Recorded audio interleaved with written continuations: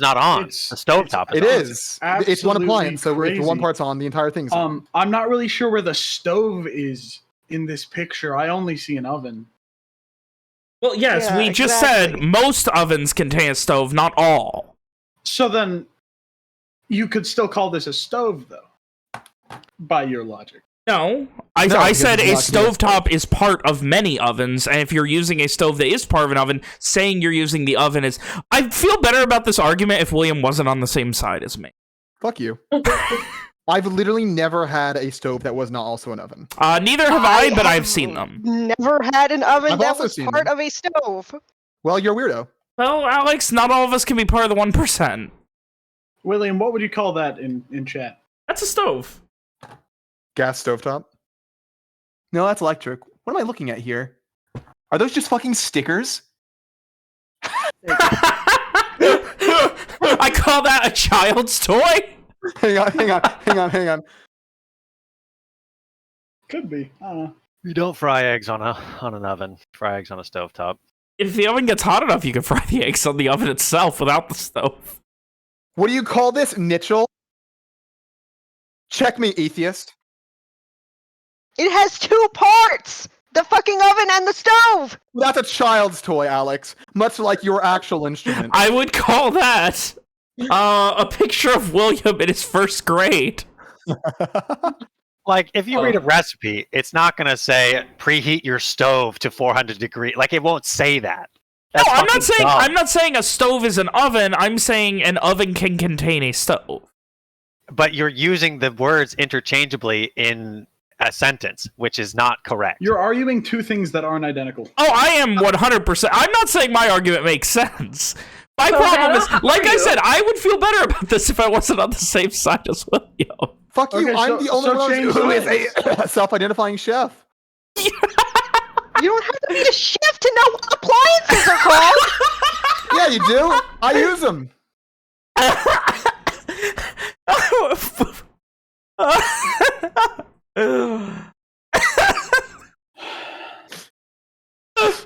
Oh my god. It's a good time. We're having fun here. We have fun here. Oh, I was so ready to get started, and we had to argue for 10 minutes. Not that it's an oven and To be fair, it's also my fault. an oven and a stoven. I had to take a restroom break. You had to take a stoveroom break. Yes, I do shit in the oven. How did you know? Well, no, it's called shitting on a stove. Come on. No, Get it right. I do shit inside the stove. Inside, there you go. Also, Alex, it's a cooktop and oven. There you go. Is there any reason my foundry's running at like I've 1 never FPS? heard anyone call it a... No? And I've worked in a kitchen, so fuck you.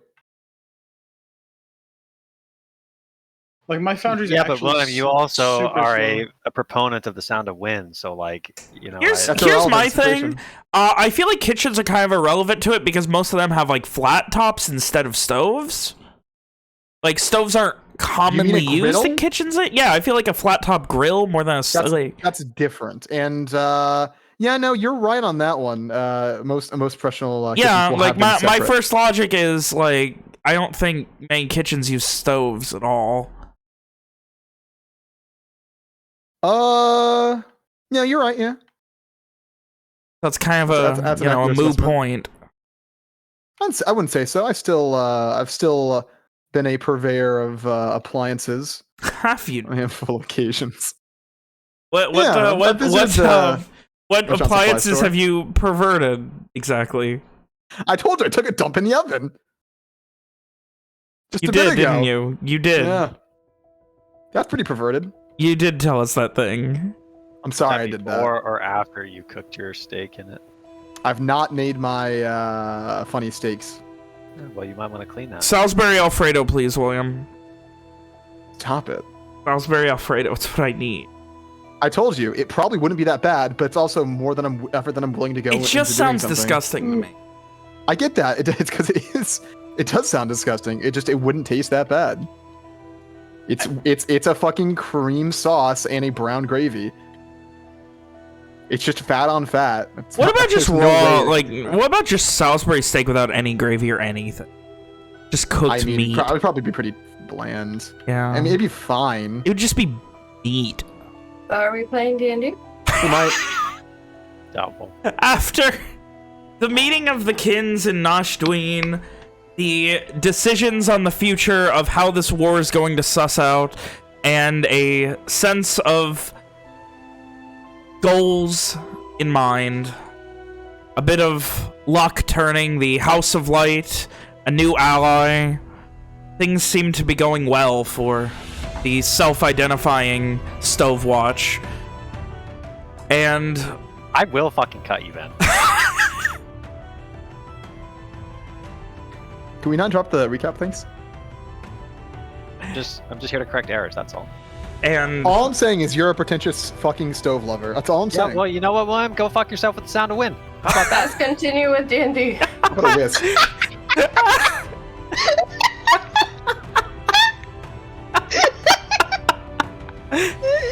Oh god. I'll this eat is the myself chaotic alive. energy we need. Hey, Ven, quick question. Yeah. I tried to ask this a couple times, but you guys were talking about stoves. And No, Foundry works fine on my machine. I don't know what's going on. Okay, cool. Try going into like the graphics settings. Maybe you need a better Settings? video card. Try your video card settings. Maybe there's like a thing there that's limiting it. So, after meeting a new ally, getting some unexpected help, and having things finally taking a turn for the better, you guys prepared for your inevitable journey into the unknown and got some time to relax, shop, and do some final preparation. Eventually, convincing pretty much the entire party to go enjoy a night at the bath. A night at a hot spa. Which went well for half hour, 45 minutes, until a Solstrider ambushed you and nearly killed a couple of you, leaving many of you maimed for at least a hot minute with radiant, painful energy. Though, surprisingly, you guys were able to mobilize yourselves and, without killing, capture this Solstrider and not allow them to escape. Angus McDurk had surprisingly appreciative words at this capture, and you guys rested up and found on him a scroll of sending with a preset destination. That night, after a bit of contemplation and patching yourselves, you decided it was time to use it. And you did so, contacting a being known as Corvier. Not knowing anything about this, you went to the only person you knew that could find this information. The Arcanist of Nashdween, Kate Shagath. She promised you come morning she would find out what she could using her magic, though the constant favors have drained her resources considerably. He was able to scrounge together enough to find out that Corvier was indeed some sort of greater vampire, the last of an undying breed, back from a land of shadow. As this revelation shakes you and you learn just exactly what you're dealing with, I would ask, unto those of you who have learned it, Owen and Ishri, what are you guys doing? Can Ishri make another religion check? Now that she has more information. Yeah, go ahead. Yeah, like, what does the phrase greater vampire mean to Owen? Like, does that go mean ahead. anything?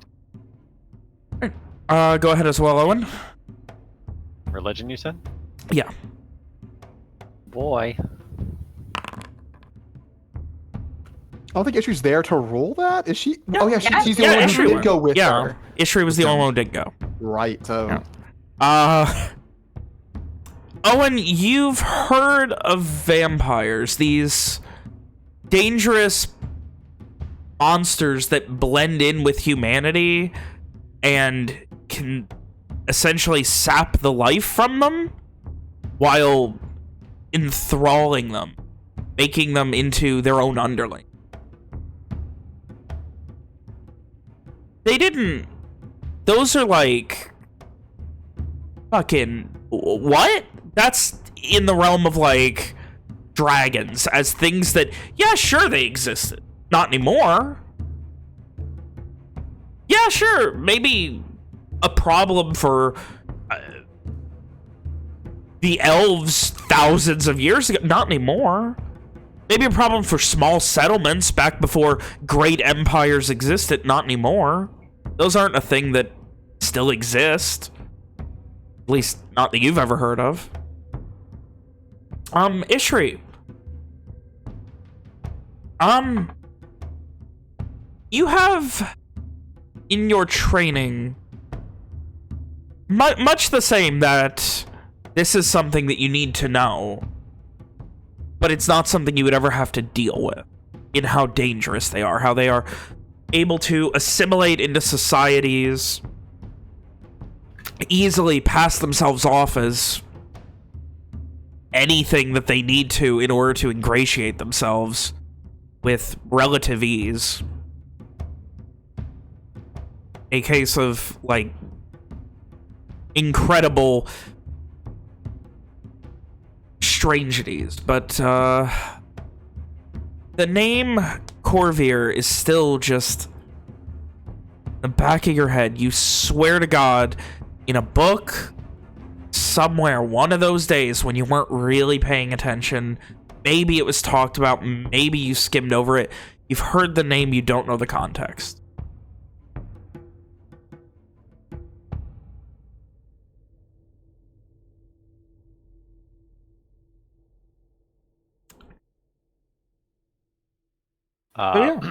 Owen, he doesn't look like he doesn't believe Kate, but he kind of like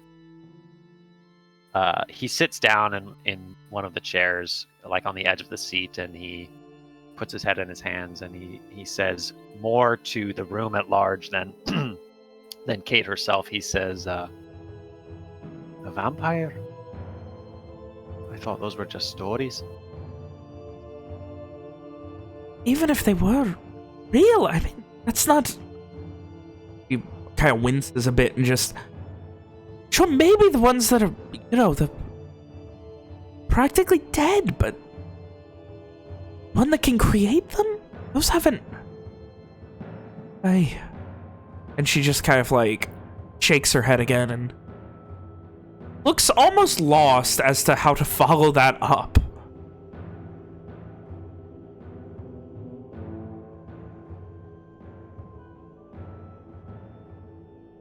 I know I was trained to fight them, but the name is still there, but I don't know. I won't have more information unless I can get back. So. And who knows how long that could be.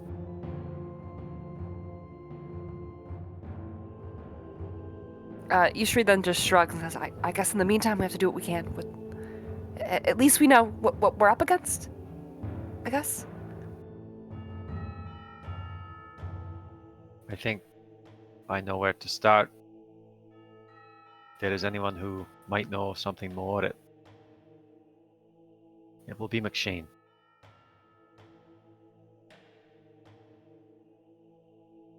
Thank you, Arcanist.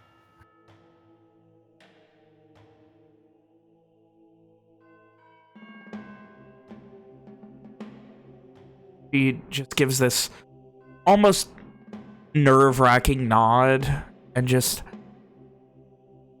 wish there was more that I could have learned here, but, I may bust it up.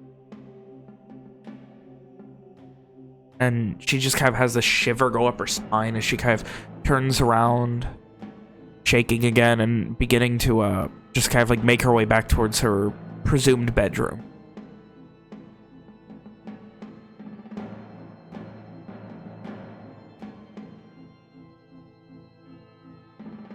Does she look like she's like Like, is like our moving with appointment over? purpose. She looks like she's, yeah, like moving with purpose is the best way to describe it. Like she's going to look for something. Like she didn't like say goodbye or anything. In that case, Owen's just gonna kind of sit on the edge of the chair, still, head in his hands.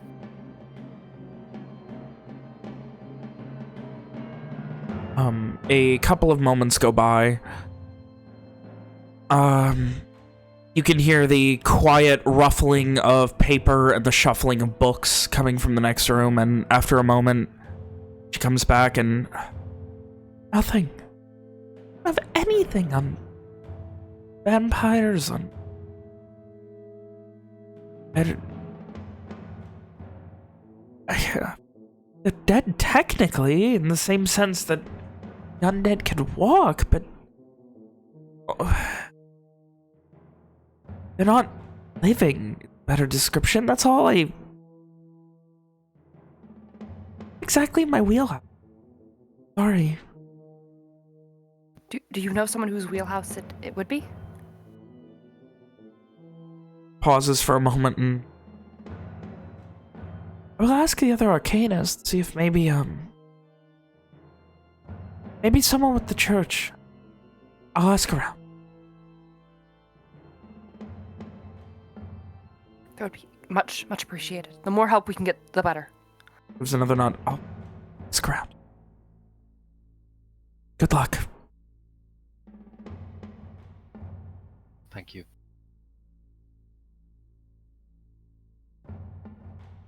Gives this almost like pleading look when she says the good luck, much in the sense of like, good luck.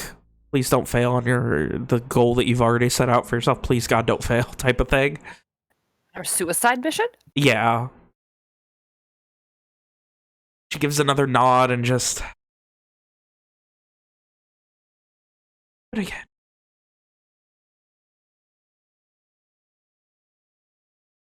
Ishri gives her a big smile and says, thank you, and then heads out the door. Owen is a little bit slow to follow her. Like he doesn't say anything, but like he takes a few minutes, not minutes, moments, to get heavily to his feet. He musters up the barest hint of a smile for Kate, nods to her, and then follows Ishri out the door. Once they're out the door, then... Sorry. Once they're out the door, then Ishri will turn to Owen and say, are you okay? I mean, we know what we're up against now. That's good. And it's undead. Always good to kill those. I mean, yes, but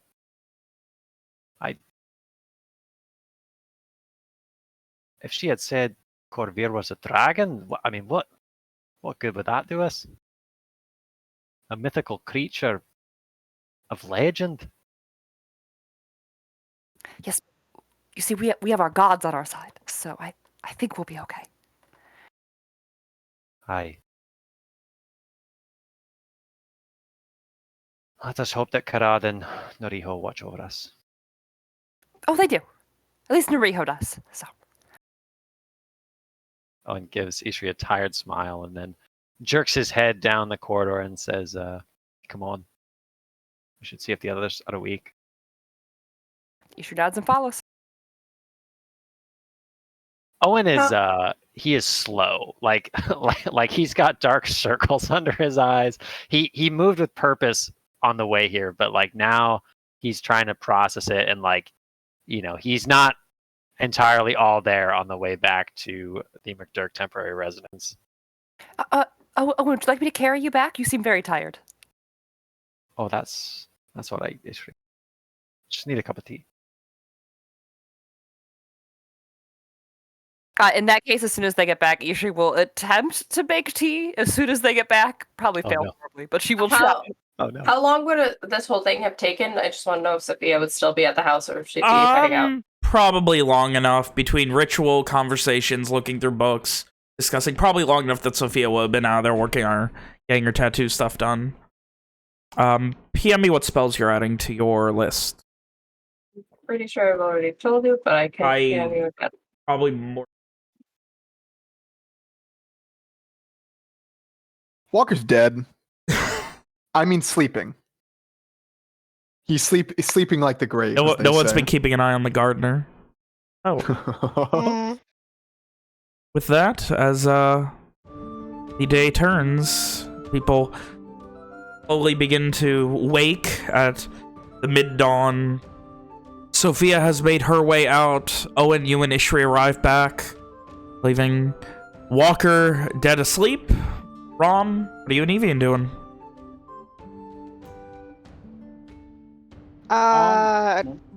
Having breakfast, maybe?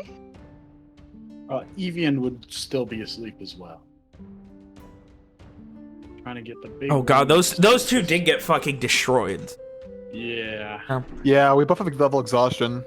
We need that long rest to get rid of it. Speaking of exhaustion, if Ishri goes to make tea, by the time she returns, Owen is like, he's slumped in his chair, probably like with his head resting on his arms on the table, and his eyes are firmly shut.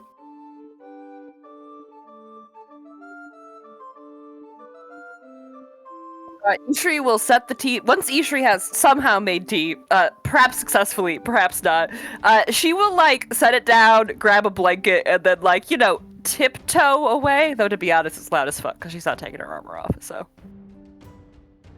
And the gentle is probably not a gentle setting down of the teapot.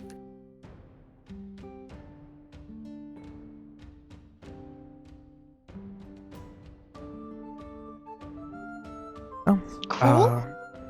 Rick is currently half asleep at the couch, like very much giving nods of,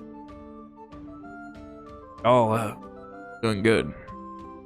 Like, he looks like he had a pretty late night last night and is trying to, you know, be a door guard, for lack of a better term, but is still half asleep. Probably more than a bit hungover. So Rick doesn't know what happened to us. Nope. That's pretty funny.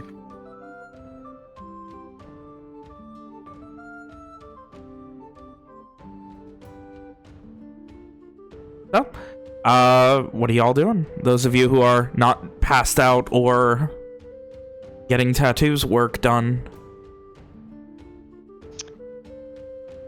I suppose Rom could come downstairs, like, sometime after Owen and Ishri arrive back, and, you know, seeing Owen collapse at the table, like, comically tiptoe around the kitchen fetching breakfast.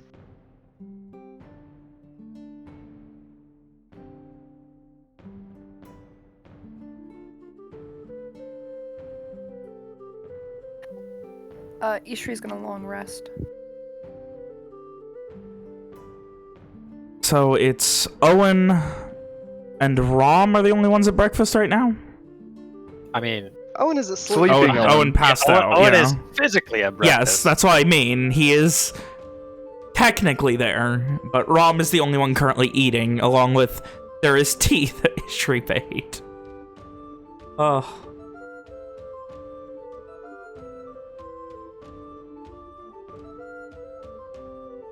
So,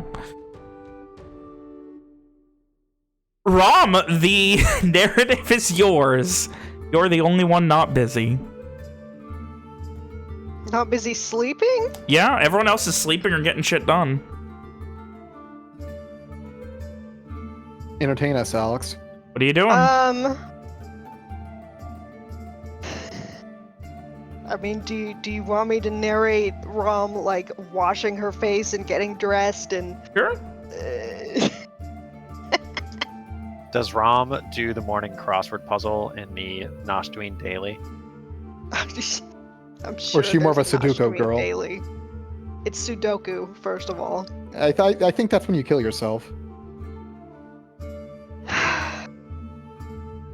I mean, if no one else is, like, awake, I guess, is there, like, a courtyard or something? I mean, there's the yard. And And the then, was a backyard where Walker's done some target yeah, practice. there's like the backyard. What do you... I guess Rom will just, like, do some, push-ups or something. Heads outside to go work out because everyone else got back or stayed passed out today. Where was I mean, Ishri? all she did was like angrily wade through the water and miss Eldritch Blast. She had an easy Must be day. nice, eh? She also got like exploded. And yet still, she's in besides better that. shape than most of you. Well, she has her funny badge thingy. After maybe half an... She'll do some Eldritch Blast target training. There it is. She's going to obliterate some trees. Oh, she won't do that. hanging tankards on him and like throwing them back and forth and then trying to hit him. Something like that. So, after maybe half hour, 45 minutes or so, you hear a sound of footsteps and you see a still mostly half asleep Rick walking out with a mug in his hand. The strong smell of tea emanating from it. Probably a bit too much because I don't think Ishri understands exactly how tea is made. Yeah, she probably, boiled it for way longer than she should have. So it's like really low water level and then just, Probably just left the leaves in it. Yeah, probably a 1-to-1 ratio of leaves to water. Just dumped all the leaves into the water. Mm-hmm. Yes. Hoping for the best. Oh. Yes. You can see Rick walking out and he just... What's going on exactly? Things are kind of weird and everyone else is thumbs behind him. Y'all supposed to be preparing, y'all looking like kind of like shit. Yeah, well, you see, we had an unwelcome visitor in the bathhouse last night. He gives this almost like starting to crack a smile thinking of a joke and like getting ready to laugh at himself. Yeah. And then Rom explains, it was a Solstrider that blew us up and we had to beat the shit out of him. Shit. But now he's like in custody. That's certainly a turn I wasn't expecting. Yeah, that's an understatement. Everyone all right though? I mean, I saw Simon. Yeah, I mean, I saw him when I stumbled back. I asked him where everybody was. He said y'all were out, doing your thing. We'll all live. He gives a speculative look. Cross too many soul stars, you won't. Well, that was like the second one? Third? Rom looks like wrinkles up her brow and like tries to seriously think about it. Don't look at me. I got no idea. You're the one who told me the story, not the other way around.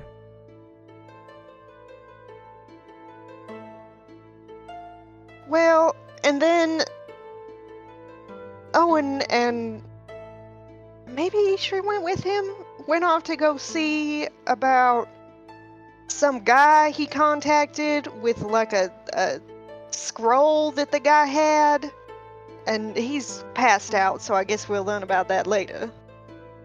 She just shrugs. I didn't really have anything else to do, so I guess I'm the only one up right now. Y'all know what they say. I mean, if it's that important, probably would have told us, so nothing to worry about on that front. He got back and passed out.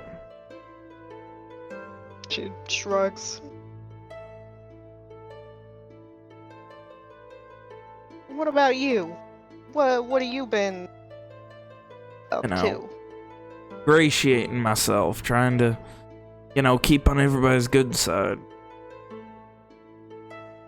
That's something, I suppose.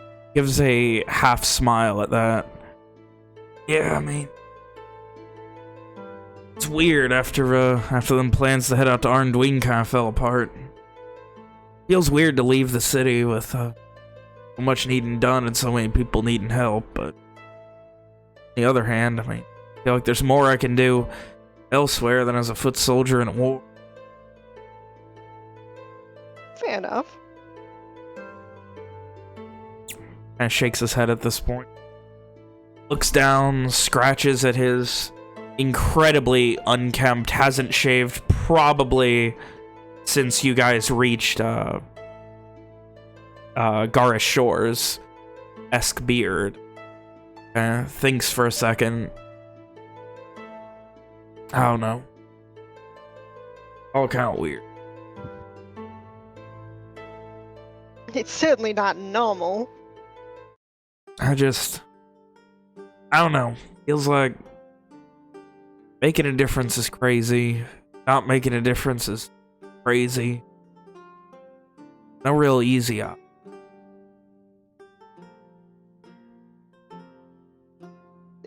Nah, not right now. There ain't.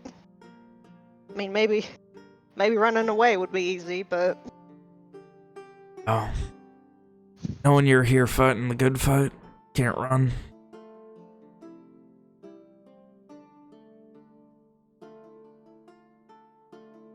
she gives him a smile. He kind of smiles, then narrows his eyes. Still might make my way out to Arndwein. See about calling in some favors. Friends, bringing more people back to the city here just to help out. Yeah, okay. Whatever you decide, just let me know. Yeah. I can still talk to you wherever you are, you know. She just sort of like points at her head. Yeah, for what it's worth, thank all the gods that your parents didn't have that power. Whew, they would have been on my ass 100 times worse. She laughs. And he Yeah, ponders for a moment. You as and me you talk. both. Weird to be making plans outside of get the hell away from where I am now. All them stories about heroics and shit.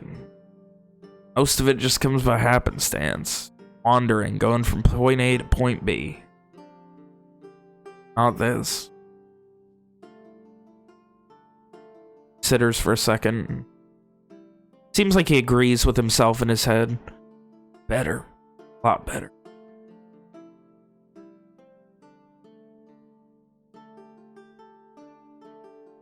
You're I gonna hope be we're okay, both, right? Better off than we were before. Yeah. But you're gonna be okay on this. All this, right? Oh, you know it. Nothing's gonna kill me 3 times. She just like smiles.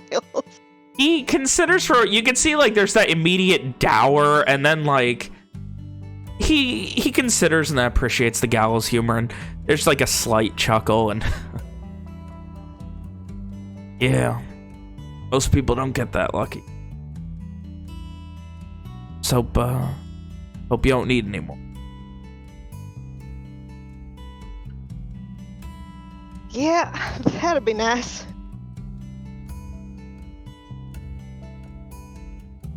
Considers again, and got some people I'm waiting to hear a letter back from in Arndwein. If they give me the go-ahead, gotta head out there. Alright. You gonna take your horse with you? Horse. Good old thing, so like he like thumbs backwards at it, and good old you know what, Ruthie. Sorry, I can't pronounce it. Just calling him Ruthie. He's a sweetie. Yeah. Well, you'd better take good care of him and good care of you. Yeah, I'd say the same about you. I don't want to be seeing no stories about brave group that led by the Garish Prince Owen Mac Dirk making their way some suicidal mission in Varad.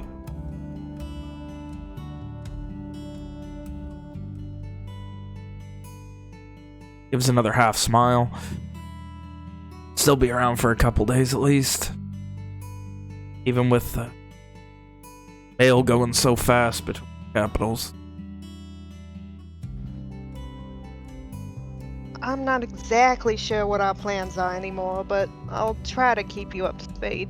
Yeah, I was under the assumption y'all were gonna be heading out right quick after the meeting. Seems, y'all got into some right pickles after that. Yep. Always something with you, Rom. Always something. And he kind of like turns to walk away, pauses, walks backwards about 4 steps towards you, and then ruffles your hair and then walks away.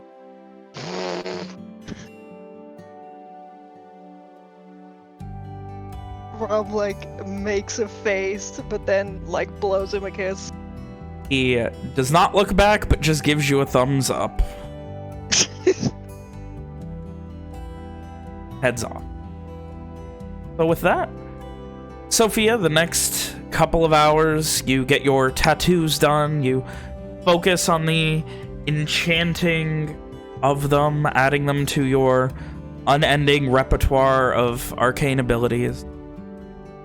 And eventually thank the man and begin to make your way back to the allies who seem to be able to handle a Solstrider, with your help at least. Rom, was there anything else you needed to do over the course of the morning to early afternoon?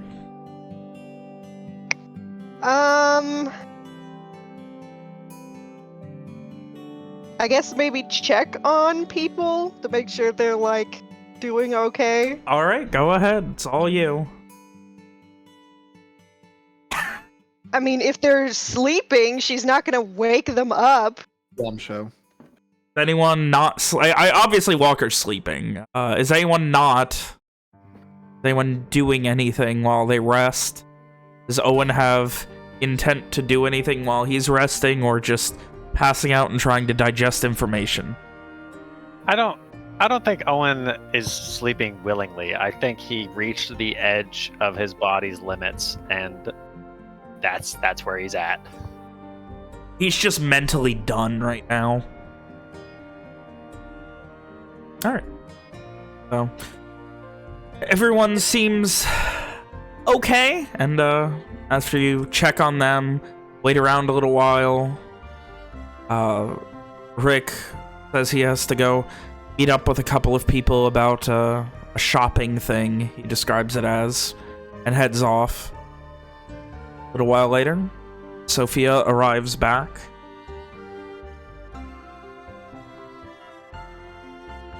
With? I had a thing I was going to do, but no. Sophia, you make your way back to the House of the Shine Wand. I'm sorry, the McDurk Temporary Residences.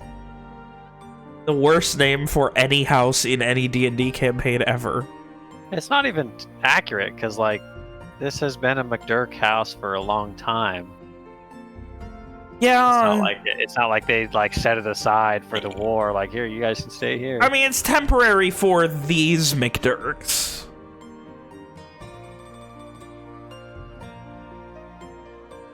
Anyway, so Sophia, you do make your way back. So is everybody still asleep? Seems to be the only person you see up and going. There are a couple of guards. There is... Wait a minute. There is a gardener currently weeding the path to the front door. Son of a bitch. Ishri is not... Ishri would probably sleep in the hallway for a little bit, and then she'd actually be in her room with the door closed. Oh my god. I know. Whoa. Imagine. Holy shit! Imagine! That's Like, gotta be something must so be wrong. confusing, because wasn't that Sophia's room last night? Oh god, something's Yes, wrong yes, with it was. Ishri. No, we Yes, it established was. there's plenty of rooms. Yeah, there's plenty of spare rooms. Sophia has her own room. Okay. Sophia then, seeing everybody's just like sleeping or chilling, she'd just like grab a book. Either if there's any visible books in the house, she'd grab one there, I guess. But otherwise, she'll just probably has a book in her back, and she'd sleep or nap after reading it for a couple hours. Just take and relax for the rest of the day. Imagine books in McDurk household. Okay, she'll Can I get her own ask a book. bit of a question? Yeah. Do comics exist? Not really. Like, artists. I'm sure the idea of, like, simpler books with lots of Picture paintings. books? Yeah, picture books, like the precursor to the comic book does. But it's probably mostly something that exists as a way to teach kids to read when they're much younger. Like, think about it like this, right? Since there's no printing press, every picture has to be painted and or drawn every time they want to print the book. Yep. Yeah, they're definitely on the more expensive side and are normally things that are used in, you know, grammar schools and shit like that to teach kids the basics of reading and writing.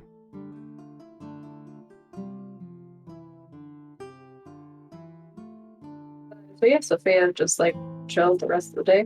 Alright. Trying to get rested. Alright, Rom, anything else, or are you chilling for the rest of the day?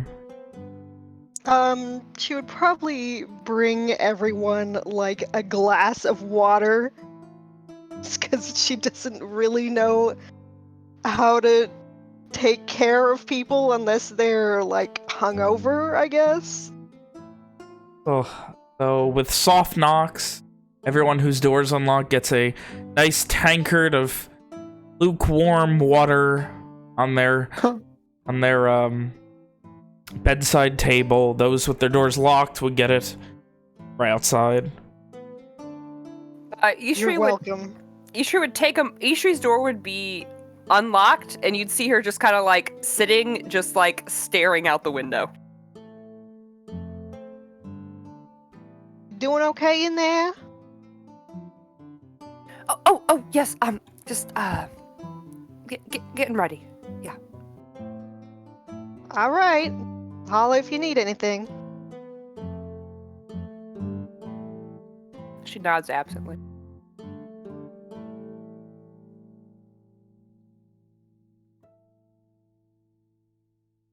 Yeah. I mean, Alright. other than that, early to mid-evening, you all would have been able to finish up a long rest. It's probably like beginning of sunset at this point, maybe mid-sunset. You know, we're at like 6 o'clock-ish now. But those of you who have rested all day, everyone at this point, I guess, would have completed a long rest. Thank you. As for when you get up, if there's anything you wish to do or rest that you wish to take, you're free to do so. What time do you say we got up? I think I missed that It's part. like middle evening, like, you know, hitting sunset, like 6 o'clock. I don't think that's right. Sorry. I just said I recovered 600 hit points? You got a lot of points, bud. Yeah, dude. Even as a healthy boy. How do I... Mitchell, it looks to me like you set your max HP to 653 HP. You guys Damn, got a new bud. tank now. I'll fix that. What are those Lord. soldiers going to do now? Yeah. Was it supposed to be 63 or 53? I don't... You know what? I Oh, don't that's actually- I think it's supposed to be fun thing. 53. To lose track of? I mean, we can check the... I can check the other podcast. Yeah, just check the last recording video. Yeah. 53 I looks don't right. like that. That's very bad. Anyway, so...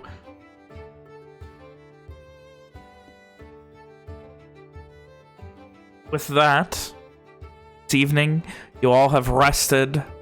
You all have a new lease on the day. You have survived an encounter with an active Solstrider attempting to assault you, and lived to tell the tale with no significant scars or damage, at least physically. What are you doing? Walker, after waking up, drinking his water skin, and, you know, throwing some clothing on, is gonna head downstairs. He's gonna look out the window, see what time it is, then head downstairs to scrounge up some grub, and then immediately start working on the fucking bowl. Sophia at some point throughout the evening would probably like go downstairs to sit down on the couch with the book that she was reading. Probably some history book. Does Owen join the others downstairs, or? Owen's been sleeping on the kitchen table this entire day. What do you want from me, man? I think if Walker sees that, he's probably look got around.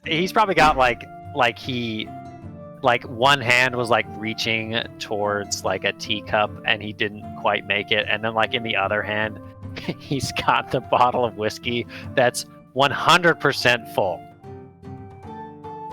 Walker will sigh. Walker will be very disappointed in seeing that. Who's downstairs at the time that Walker shows up? Maybe Sophia, because she slept a whole night, so she probably wouldn't have slept much in her room, so she would just rested for a couple hours and then went back downstairs. Rick would also be downstairs. Probably Rom. Walker's gonna survey the scene, be disappointed about the liquor, look around the others. No one think to do something about this? About what? Walker then glance at fucking Owen. Did you want me to just drag him up to his bed? Like, what did you want us to do? He has a blanket.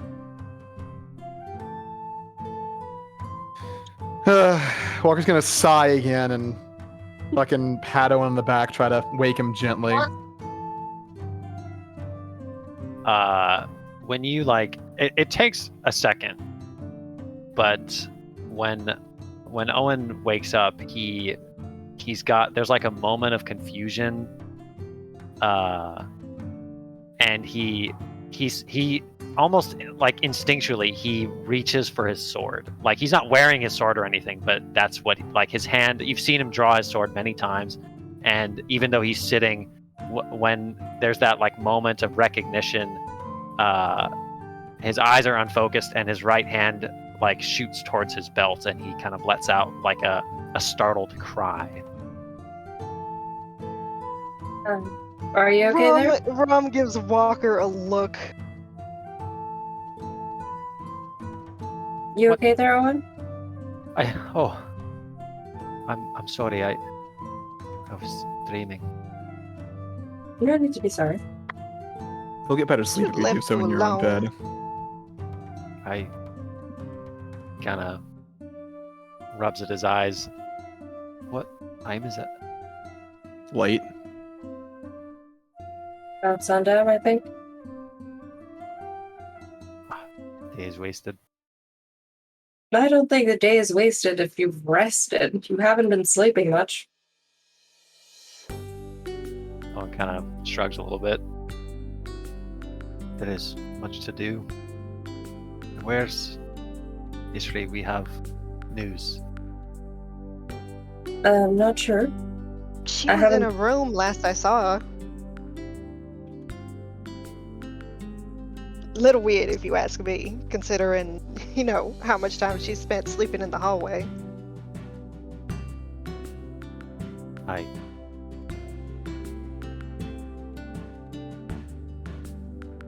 While this conversation progresses, Walker's gonna be moving to the kitchen, grabbing some food, and heading back to the kitchen table. I'll be right back.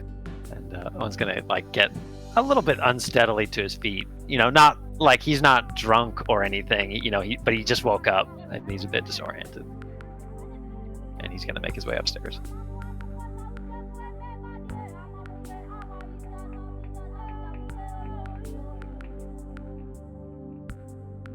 Make your way up the stairs. He goes to Ishri's room and he knocks softly on the door. Ishri opens the door. Yes? Rob said you were resting in your room? Oh, I just needed to think,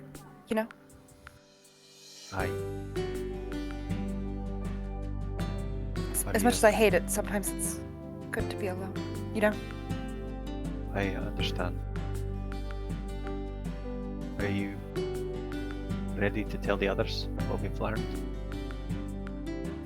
Yes, of course, yes. And Ishri heads downstairs? Owen's gonna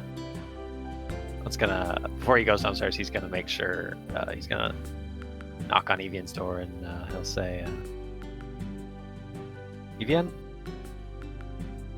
you there? I think in response you'd just hear a loud grunt. Oh. Yeah, just exactly like that, actually. Owen's gonna crack the door and peer inside.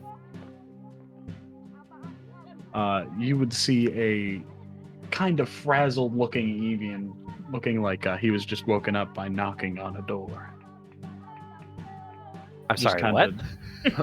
Woken up by your knock on his door. He got woken up when you knocked him with his door. Bludgeoned him with the door. Did I make a mouth typo? No. No, I just misheard. Yeah. That was okay. Oh, you were good. Can I help you? How are you feeling, Evian? Better from yesterday? A lot more thawed. Is the A wound, lot better. is it troubling you? Not surprisingly, no. That is good. You should come downstairs and get some food in you. Not a bad idea. It is news as well. Then I will be down shortly. Owen's gonna nod, close the door, and then make to follow Ishri.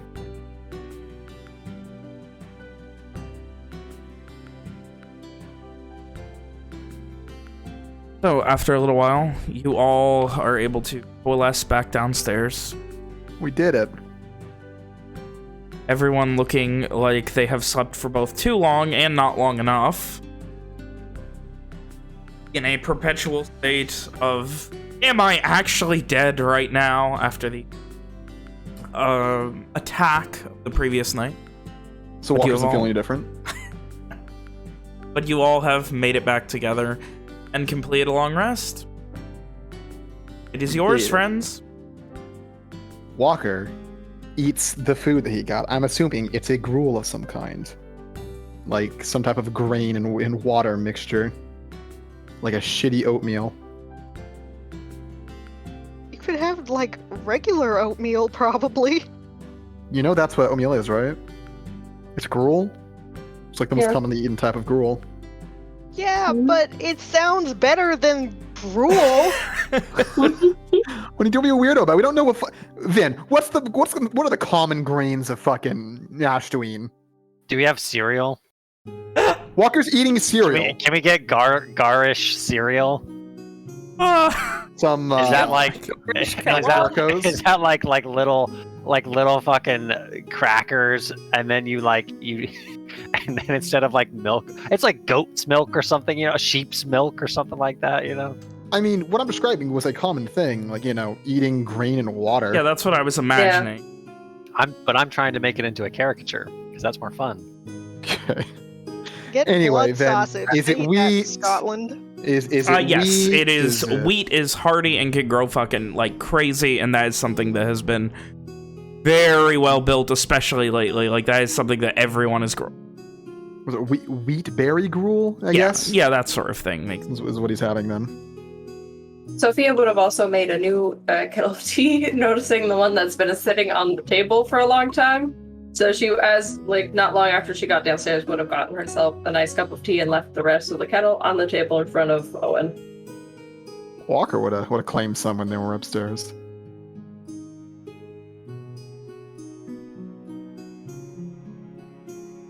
Well, the night is yours, guys, for any discussion, talk, or anything else you need to say. While waiting for Nick to Yeah. initiate that, the information sharing sequence. That's when to establish what Walker was doing. Before he rejoins the rest of the party, Owen's going to duck briefly outside, and he will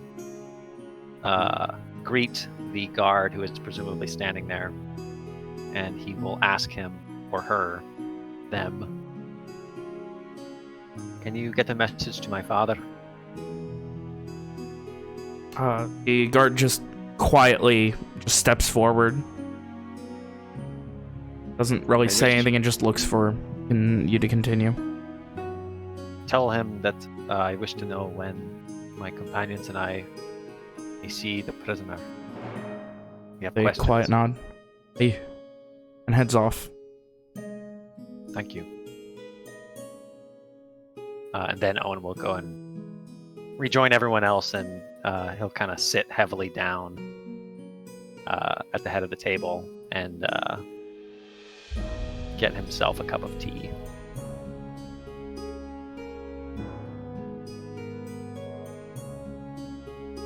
Oh, I'm sorry, everyone. I didn't mean to sleep so long. That's very okay. You needed some rest, obviously. I mean, yeah, after what happened, I don't think anyone would blame you. Between spoonfuls of the cereal he's eating, Walker says, "I'm pretty sure I slept for 20 hours." No one would blame you either. I suppose we all needed it. Walker nods. Ishri and I went to go and see Kate this morning. And? What are we dealing with? From memory, as if the words have stuck with him, haunted him even since then, Owen recites the verses that Kate's spell produced.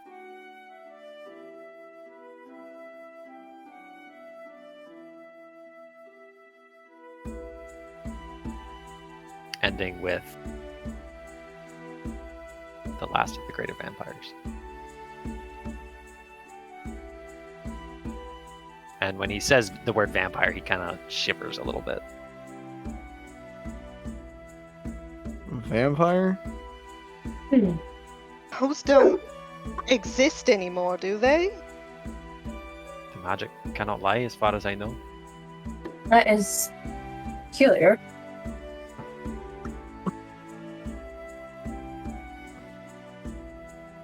I'd say that's ridiculous, but I've seen far worse, weirder. I mean, as I suppose since we started on all this, I've seen lots of stuff that I wouldn't have believed in before. So why not? Vampires, what's new? We're gonna have to get some more information on them if we want to fight against a vampire. What the hell's a vampire? I'm not 100% sure, I'll be honest. I haven't studied much Arcana. A monster? A monster surely- that looks like a person, talks like Surely a it person? has something to do with fire, seeing as it is named after a fire. I mean, didn't Owen mention that your friend, I don't remember who it was, said that something about them being undead or not living? Could they be flaming undead beasts that look like you? It's not that kind of pie, even. It's spelled different. How else do you spell fire? With the I. You just kind of froze his eyebrows at that.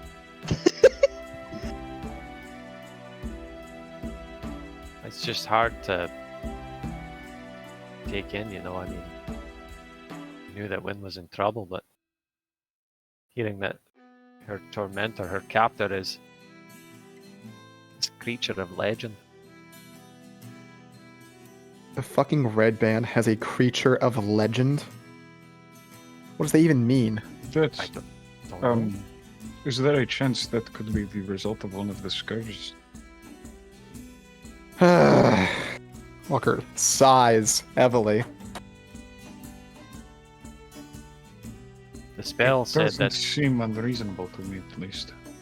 the spell said that this Corvair was living inside the fifth binding, if I understood it correctly. So, That's another binding broken. Or used, at least. I thought perhaps McShane would know something. I'm assuming we haven't contacted him yet. Owen kind of sighs and like motions to the chair that he was passed out in for most of the day. Is Owen sitting or standing? He is sitting at the head of the table. Hmm. Well, oh, someone should get on that. Does it matter who?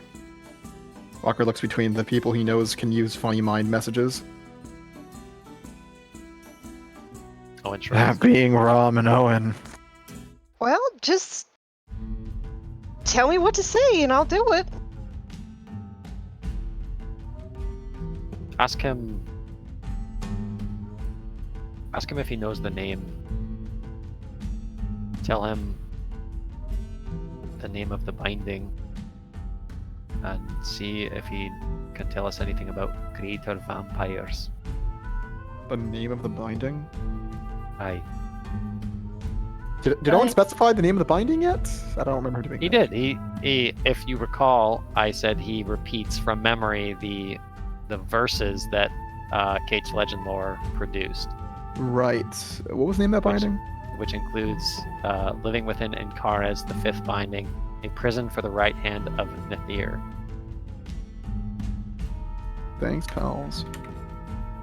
I might also try to send a message to my father back in the DHA and ask him if he has any knowledge on, or if he can acquire any knowledge on greater vampires.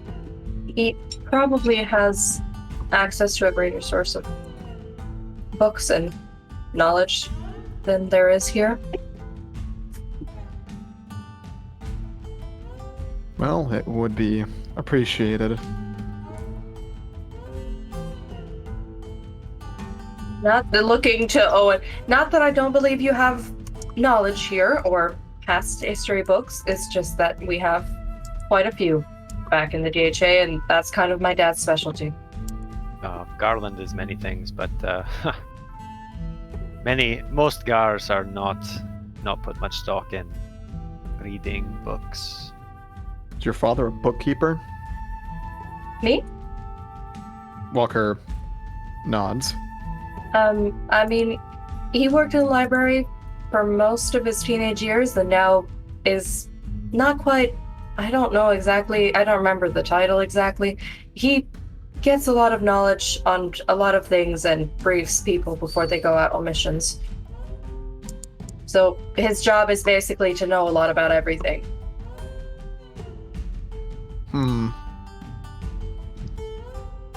Kind of a secretary in a way, but not exactly.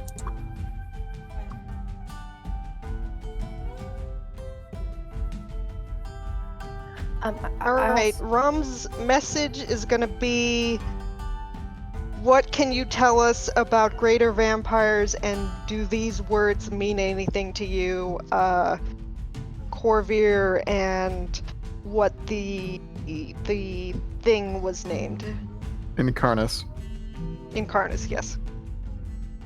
Incarnate word. All right. Yeah, that.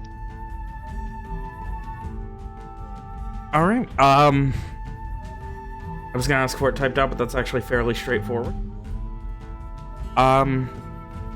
After a moment of focus, send your message off into the endless arcane cosmos. And I just want to say you use the bullshit spell. and after a moment, you get back from Albert.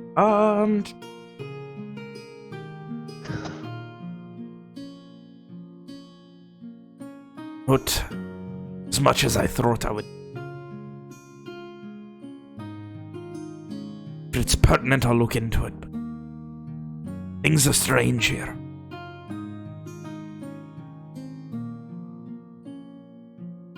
See what I can do. That's all. All right, then. Then I guess I am going to have to go into more detail. Give me a sec while I compose something. Robert spent 40 minutes last night explaining to me how he thinks sending is OP. Last night. It'll be a fun after dark conversation tonight.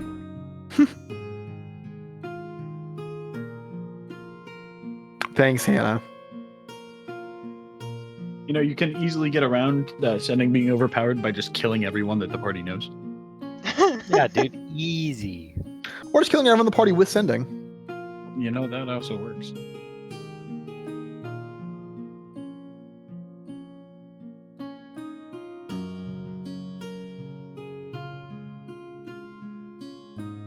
You're never safe in Robert's game if you have sending. Oh no. What happened to Alright. Amari? Rom? I'll do a little. Hang on. I'll do a handstand to buy time. I will also do ascending. I will... Oh, okay. I thought you were also doing a handstand. No. Oh no! I Here- fell. Ah! I fell because I was laughing.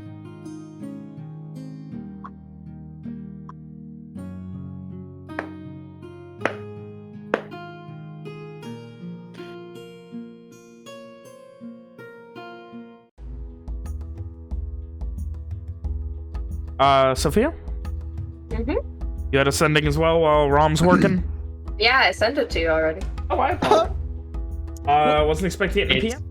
it's a secret send. I mean, I can send it to everybody. I don't care if you all see that Sophia says, "Hello, Dad, I'm doing well." We need to know about Corvair Greater Vampires. No. It helps. It helps keep the narrative on track here. Okay. So yeah. You know what, Kim? I see you. You know, you just sent that as a decoy. You're contacting Corvair, telling him that we're on to him. So you're telling me that she wrote 2 sendings in the time it takes you to write like half of one?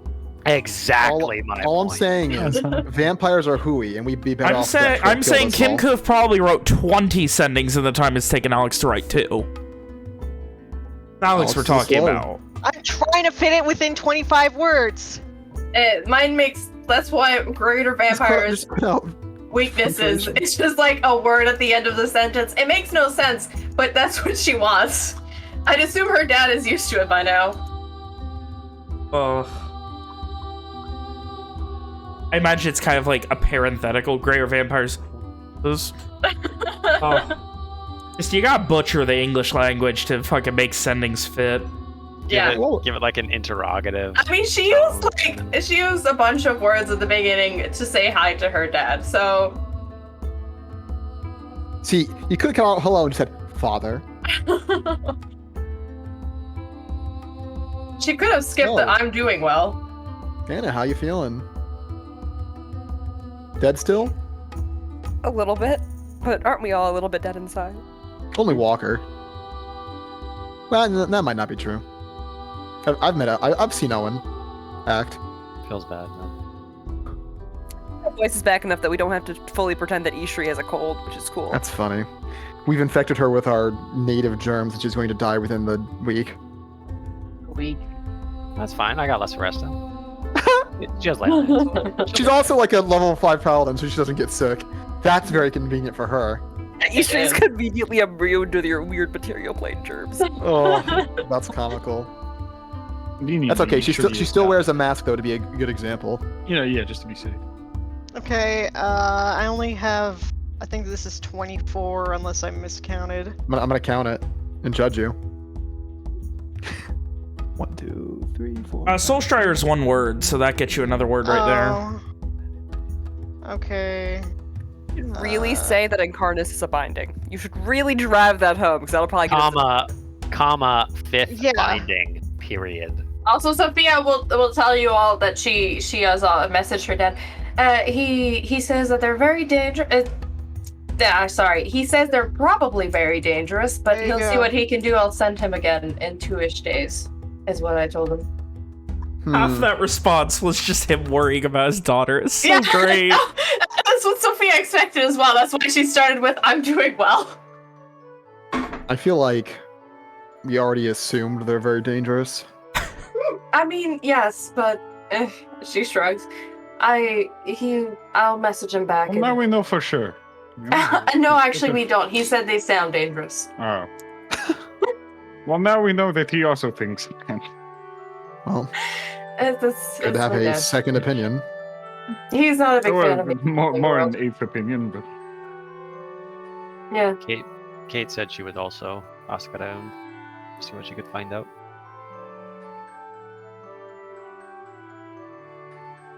Also, I'm sorry if ever you can hear my dog. He's been very loud tonight.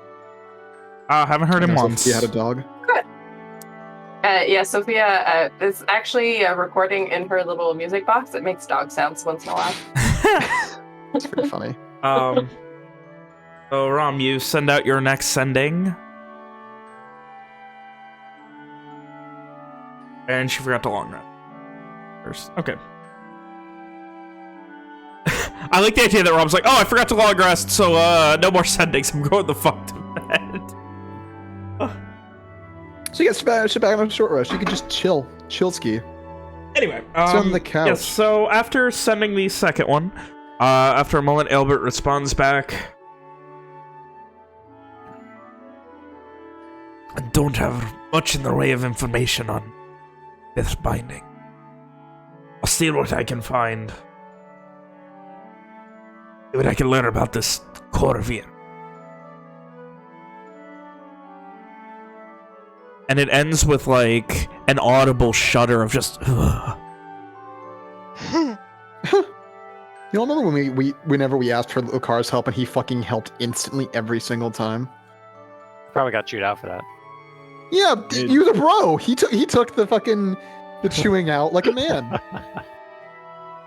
Took one for the team. He did. Honorary Shine Watch. No, for us to he recruit doesn't get him. to be in the Shine Watch. He can be the sole member of the Dazzling Vanguard. oh, so we're kicking him out just like that, huh? No, we're not kicking him out. We're leaving and establishing a new organization. Oh, okay. Yeah. He's welcome to the old one. He is its founder, after all. I think by this point, Walker's finished eating and has begun working on the special project. I'm sorry, I meant to say the significant project. That's a special project of the significant bowl. Remember when Owen's mom was like, hey, can I have the bowl? You liked No, it. Mom. It was nice. Get your own bowl, She took the fucking rock! The rock from Krod's demi-plane. Gotta ask her about that. Listen, Owen's mom she just wants to rock. No. Alright, so, Rom, you go ahead and relay this information to the party? She wants Yes. that rock. Alright, what are you doing? You guys get your information that he will see what he can find out. It seems like we have many things to wait on. Oh, also, what are we supposed to do about that the prisoner, the Solstice guard that nearly killed us the other night? I'd almost sent word. forgotten. I've sent word to my father asking when we can see him. You said you have magic you can use to just... Or kind of like waves his hand vaguely. I can try again, yes. I tried previously. The thing is, peering deeper into the thoughts of someone does require... does have a chance of failing. Although I'd assume if he's very tired, it might be easier.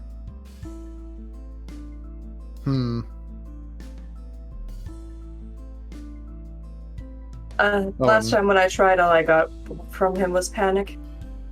Oh, and how do you think he's been handled so far? If I had to guess, I would say he has been chained to a wall, probably blindfolded with a gag. They won't let him sleep either.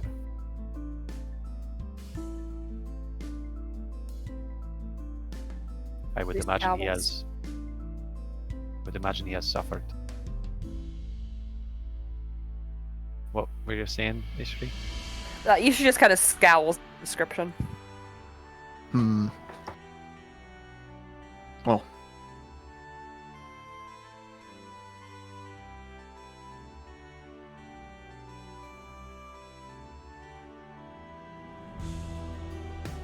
I suppose he's not the first to suffer from having attacked us.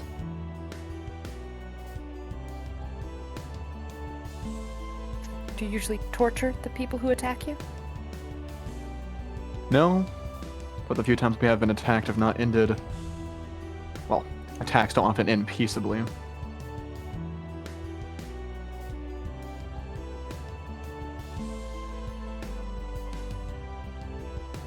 really an excuse to torture someone.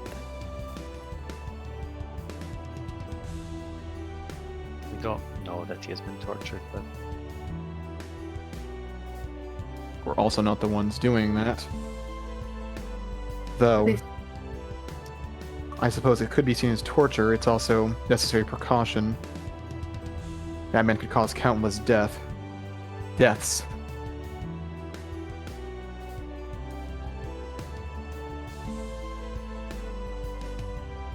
we won't know for sure until we see him how he has been treated. And even afterwards, I doubt he will be kept alive very long.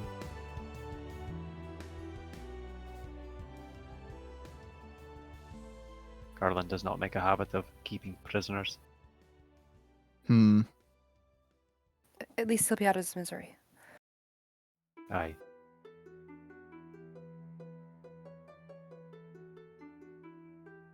To specify, Ishri, that's usually what happens to those who attack us.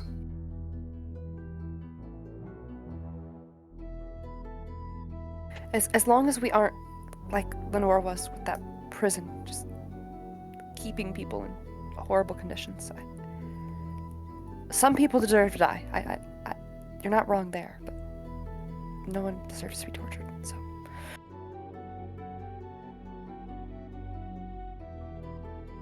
Sophia just nods quietly.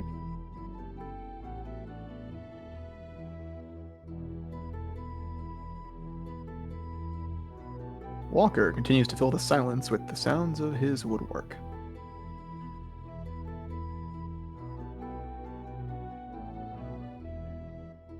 Guys, for your conversations eventually after maybe another 15-20 minutes, there is news that if you wish to speak with the Solstrider, you are free to do so at your next convenience, though it is encouraged that you come sooner rather than later. Oof. Like when the guard says that, does he like give it like a certain inflection, like He gonna die soon? like, you know, Owen, like, come on. Like, yeah, it's a case of this is one of the most hated things your father has ever had his hands on. If you have questions, you need to use them. He's gonna squeeze the life out of him with his big man hands. Oh no. With a squeeze on him. He's gonna do that thing that they did in Game of Thrones, where the big guy like Turn him into orange juice. guy, and he's just gonna like put his big man hands on the side of his head and just like squeeze. Till it pops. Anyways, so you guys have got your information. Anything else for the evening? I mean, we're going to see the I was Solstrider. gonna say, Alright. you want to go see the Solstrider? Now we've slept all day anyways. All right. You guys can go brag about how nice sleep is. Oh, Rude. you wouldn't want to be rude to him, right? So, everyone's heading off? I think so. mhm. All right. You all make your way to the East Wing Keep. Heading in towards... Oh, and you would know where the dungeons are. Off of the main hall, there is a small wrought iron door that opens up and goes down into a set of staircases, a second wood and iron banded door at the bottom of it. Very low lighting. It's quiet. It's very dingy. It's a bit like dark and muggy and miserable down here. And Making your way down, you find there are multiple cells going down in multiple directions. There are not a lot of them in use, but immediately upon coming down, you see a man behind a desk come over and just... Are you the one I was waiting for? He kind of like narrows his eyes and like holds up a small, mostly covered lantern. Oh, Owen, I was told to expect you, young Lord McDuck. So I have come.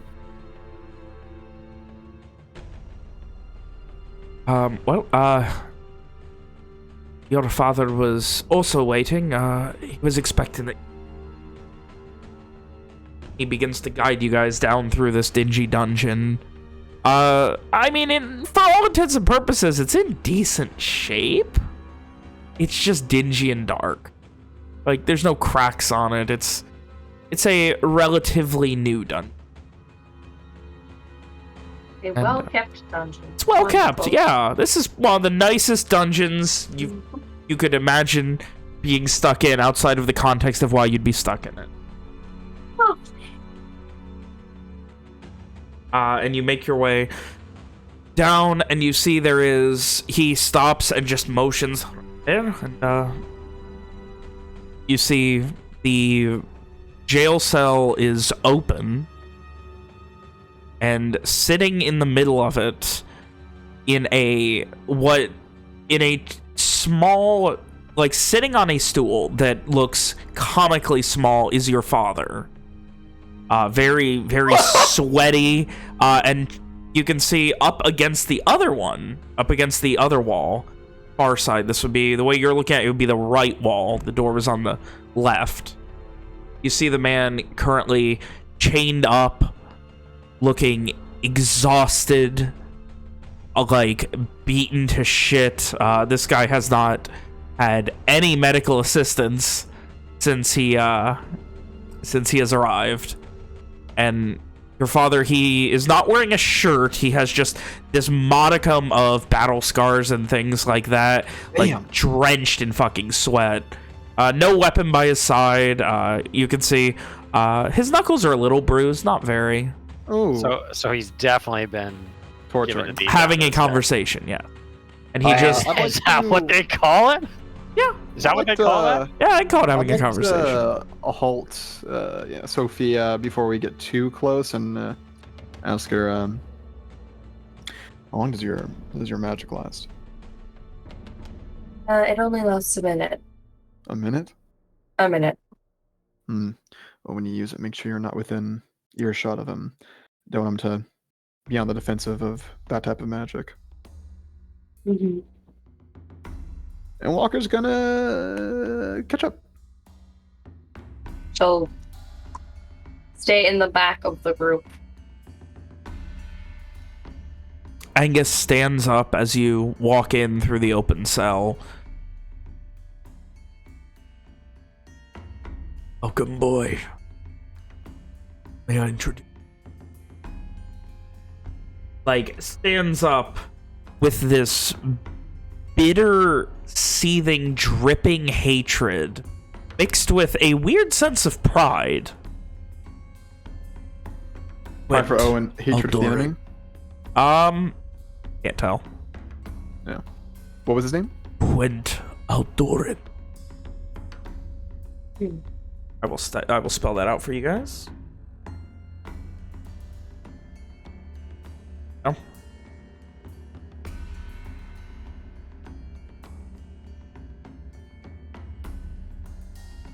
You know, if Simon was here, he could tell us if that name means anything to him.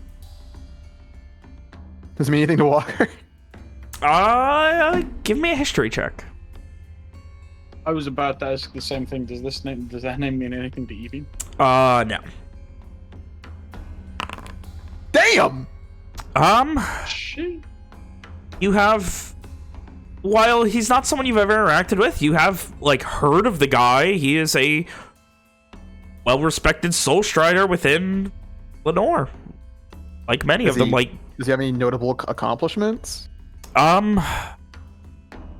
Like, how would have Walker have heard of this guy? Is this like... Probably in the sense of he Or- is, I don't want to say a warmonger, but you would know him as someone who is very much, like, hands-on when it comes to dealing with things.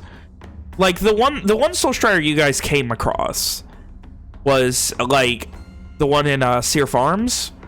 Mm-hmm. Like, Well, he we knows also something, came and then across he the other left. one in Verona. This guy, like, his reputation was very much do it yourself. Come across something, deal with it. That's, like, you can kind of intonate from there, but he was very much do it himself. You don't know how that was handled or anything because Solstrider politics are way above your pay grade, but I mean, you can confirm that it is a Solstrider. He does have a reputation, at least by name. So is Big Daddy chilling with us? He steps back towards the edge of the cell. His arms still crossed. You can see a pool of sweat where he was sitting. It is miserable Christ. down here. Walker will share with the others. I've actually heard of this guy before. Is that so? Not that I've heard that much, but apparently he's very proactive in handling his duties. We sort of got a sense of that when it I'd agree. interrupted our path. Yeah. Apparently this is not a first. Would you like for me to go with a nicer approach before, I'm assuming you or Owen, looking at Walker, will question him? Just to see how much he's willing to talk at this point, now that he's been here for a while. Not a character. Doesn't detect thoughts last like 10 minutes?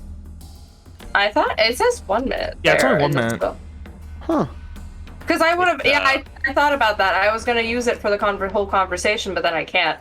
Yeah, I thought like the It's passive Lasts 10 aspect minutes. lasts for like 10 minutes. Well, either way. Is this guy like... Is he still like gagged? He is not currently gagged. Like, looking at him, he is, like, he has a severe cut on his jaw and some blood coming out of his mouth. The more perceptive amongst you would note a few teeth missing, which you can see about 8 feet over in the corner by the floor, on the floor. Yeah, you horrified. You'd wager 1 or 2 punches at most. His leg is still mangled from where Angus stepped on it and just kind of shattered it at the knee last night.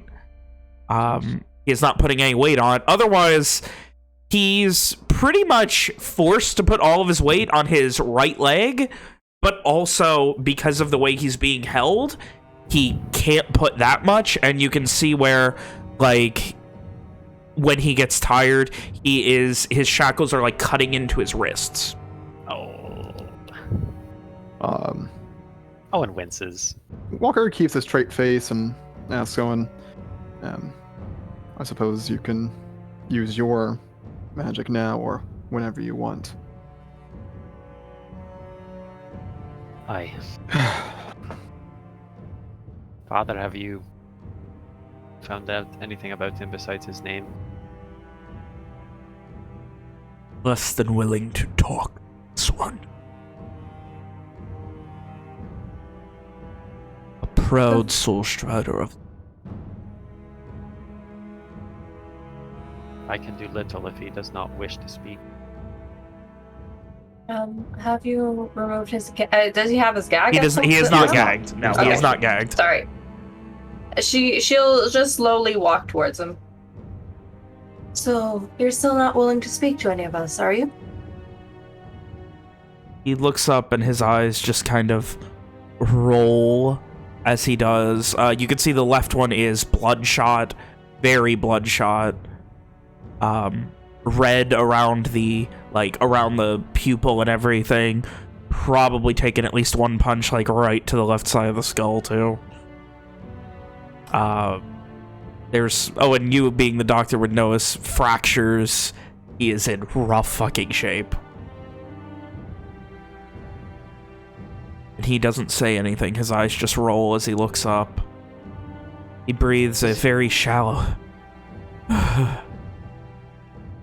that's it. Continuing to try and wrap his hands around the chain, holding himself up. Does he look like he's incapable of, like, coherent speech? Like, he's probably in a lot of pain. Give me an insight check. Can I also insight if his, like, rolling up, like, so far, like, what kind of... Does he just seem like he's keeping very quiet? Does he seem like he just does not want to speak? Or, like, go ahead. he seem very closed off? Yeah, go ahead. Damn. Consistency. Yes, this is someone who does not... Who, for one reason or another, is not willing to speak, but definitely still has the capability. Generally, Owen, you would have the knowledge that if someone does not wish to talk to your father, there must be something very bad on the other end of it. Because most people, whether they want to or not, will have a conversation with Angus McDark, if he wants to. You know, no matter what it is that you have, you're probably not going to get out of here. He just spits and just, like, bile and blood just come falling out of his mouth. He'll just step back at this point. Well, looking to Walker. We will still have some questions for you. You can either answer them nicely, or we'll just have to try our best to pry it out of you. Give me an intimidation check. It's not very good intimidation, sadly. Oh, well. Not very good. That's pretty good, dude. Literally better than Walker. Oh. Tell you what. Well, listen, Sophia operates on a different fucking grade scale than Walker. Fuck you. He looks up, looks with his good eye towards Angus and back to you. What bear you, utter witch? That wasn't actually me. She just shrugs.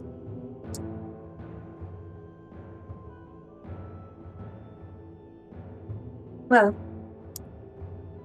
whether you fear me or not, we're still gonna have to ask you these questions.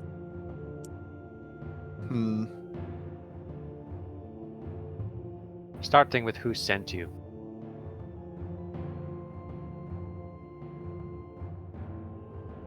He says nothing and looks at you. And then after a moment, Owen, who said that, and then after a very short moment, he starts just muttering very quietly, almost incomprehensibly. Like, motioning for you to come near. Okay. Towards Owen, I don't really want to get, like, spit on. Yeah. Out of insight, can I tell if he's actually gonna talk? Probably not. He's probably going to be trying to spit on Owen. She just rolls her eyes and, like, takes his jaw, like, she holds up his head. How about, and, like, faces his jaw slightly away from her. Considerably as you touch his jaw. How about you stop this nonsense and you actually speak to us?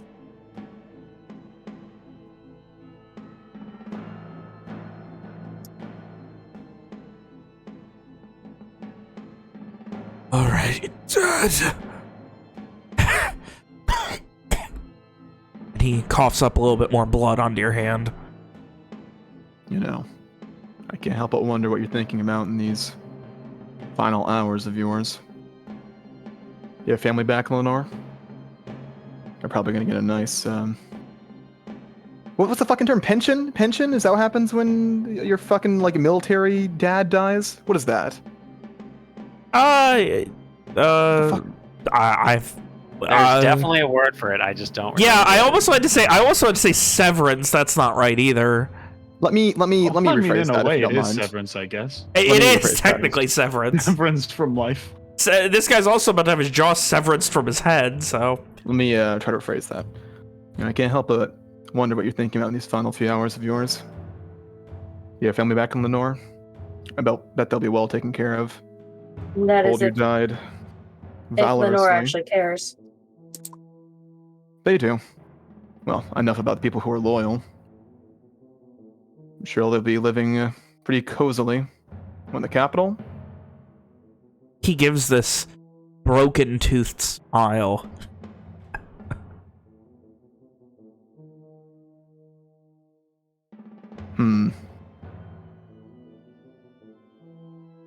You see, again, little bits of spit and blood and bile dripping through his broken smile as he laughs.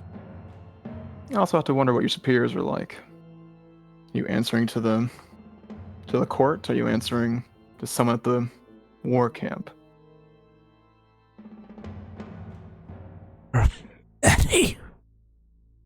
Many, I do.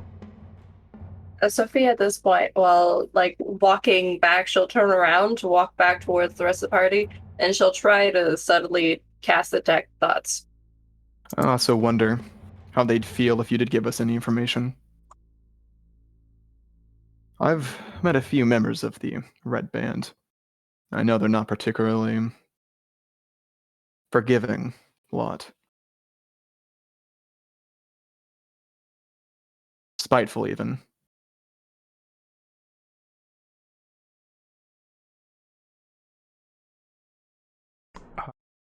As you say this, Sophia, at the surface, this man has a mixture of fear and pity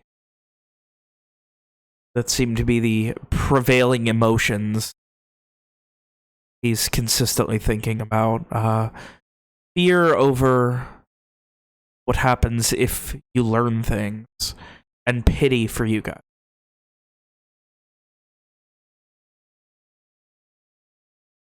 After about like 20s. Okay, go on. I would recommend out of character that you wait till the very last moment to do the prying so we can get as much basic information as we can as That's Walker what- talks to the guy. That's what I was saying. After like 30, 40 seconds, when there's about like 20 seconds-ish left, she'll go ahead and try to pry a bit deeper. Can I get one more like thing in there first, then? Yes, Or go Yeah, ahead. go ahead. I'm kind of I got taken out of it a bit there.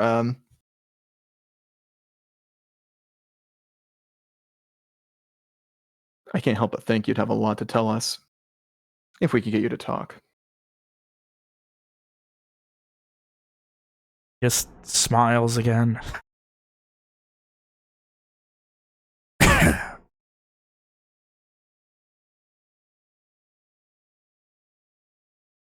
Okay, I'll let Kim do her thing now. He has to do wisdom saving throw. Zeus is not very high, but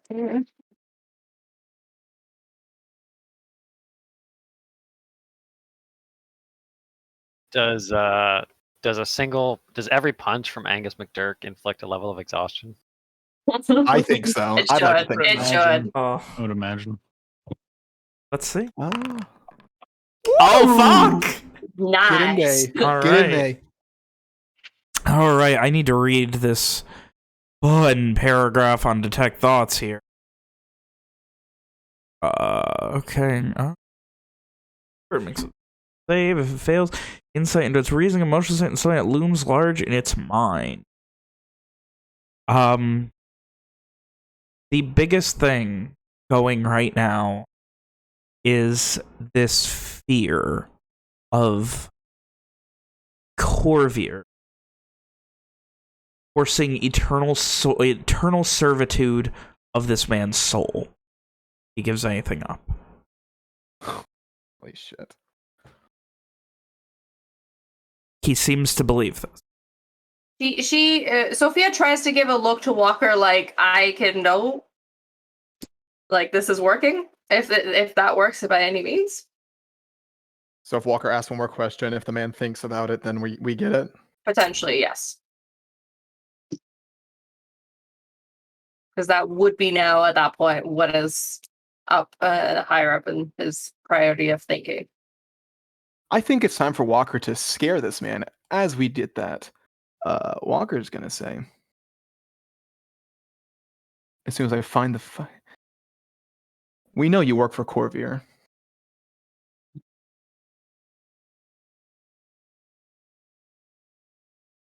We know what he is as well. She looks over, just kind of glances at him. Any reaction? Did Vin die? Sorry, I need to... opposing intelligence checks. Between who? Sophia and him. He's trying to push Sophia out of his head. Is that how that works? Yes. Yeah, because he Creature gets gains action to make an intelligence check contested by Sophia. So that's an ability check for me? Can I, like, throw him off with, giving out information that he's more or less already given us? Intimidate him a bit with that? Is that enough, or would that just not work at all? I mean, he's at a point where, like, intimidation is not working. He is already convinced he is dead. Like, he is at a point where, he seems to know that you know. It's more important. It's more important to throw him off. As this happens, Sophia turns around and goes ahead and says, "What if we release you now? We can give you back to Corvier." Drill my head. The last thing you get is, as you say that, this overwhelming fear.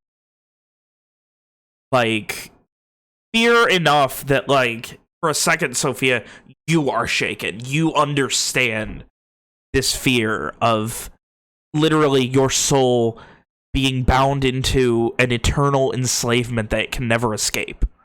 Sophia at this point walks towards him and right up to his face. "What would you do then?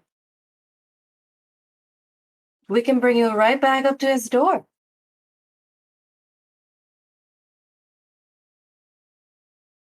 No.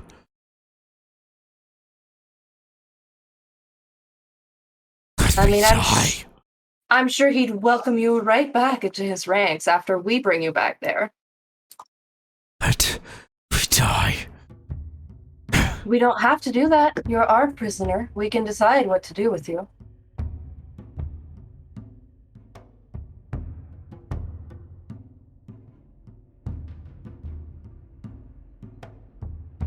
He seems lost. If you fear him so much, why wouldn't you give us information to try to take him down? He looks around, like, you don't need an insight check, any of you, to know the fear in this man's eyes right now. He looks around the room at the small lamp lights lighting up all of your eyes, not necessarily meeting, but just taking stock, before meeting his eyes back to Angus. I've watched your daughters die. And Angus stands up and starts walking close. Walker's gonna take taunting. a step back. He's taunting. Can I try to... This is a terrible idea. Oh, fuck. Can I try to lay a hand on Angus's shoulder? His very sweaty shoulder. Sophia turns around and sweaty shoulder. He's and taunting just say you because he's he wants to die. He turns... He's trying to avoid giving us anything. He steps back about 2 inches and then turns to Owen. Sisters are still alive, are they not, boy? He lies. He walks up to Solstrider, grabs him by the slightly unhinged jaw, gets about a 1/4 inch away. Anything pertaining to my family comes out of your mouth again, you will wish that Corvier bound your soul instead of me. And he backs up again.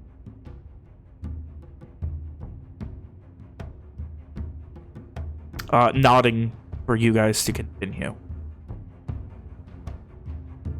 He looks Perhaps. defeated. Solstrider. Does this mean any magical effects?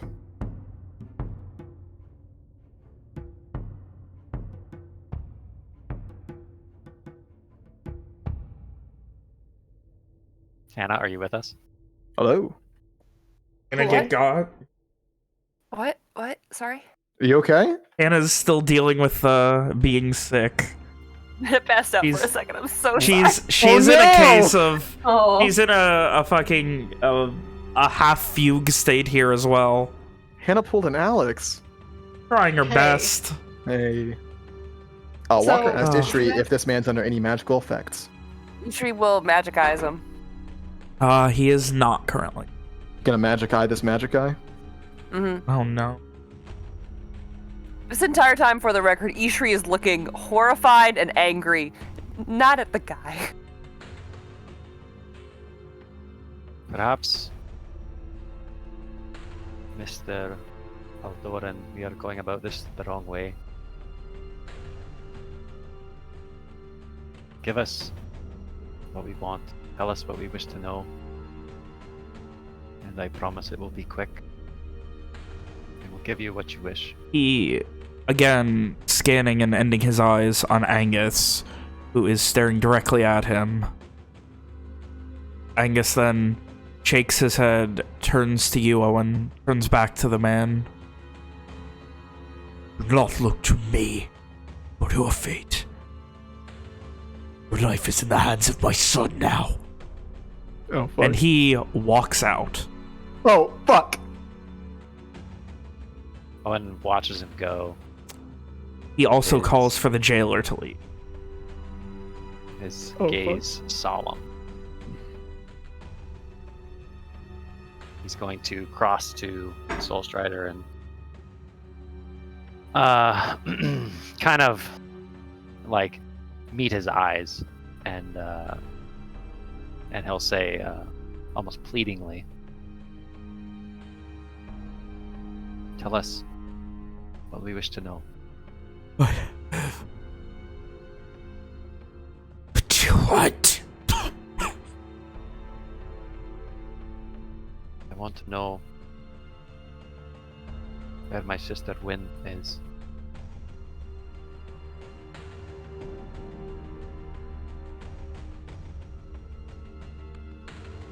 I want to know why the Red Band has forsaken Anor. I want to know what this Corvir has to do with it all. I want to know what he gets out of it.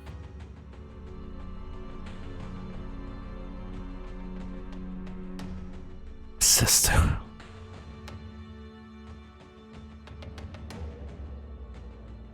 Sits. Room. A damned keep. Unaffected by Corvier's abilities. Lording over day and night. Price he cannot take. I'd like to do a vibe check. Anyone else I want would to do a also vibe like check? The vibe check. We all yeah. roll insights. Back to Everyone. blind. Back to blind. We forgot. Make him blind. Oh, yes. Then I'd like to, in place of an insight check, in response to the man's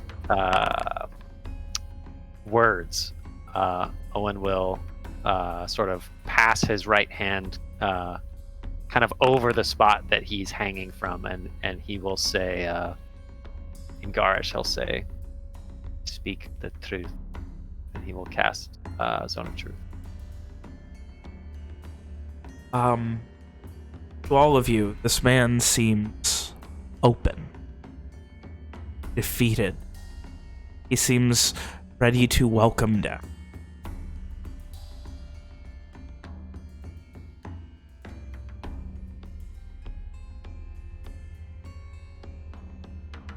in short order.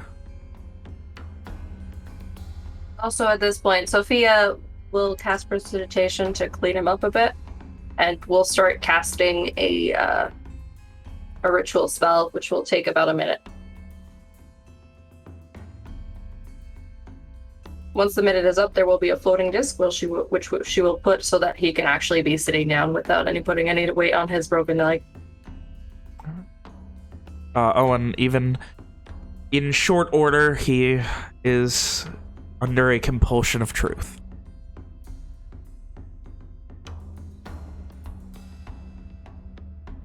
What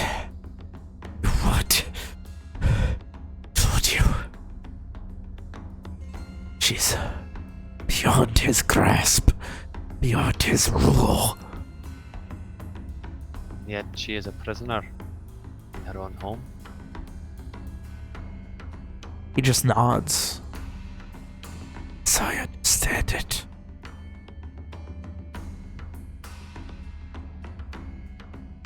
What does he want with her?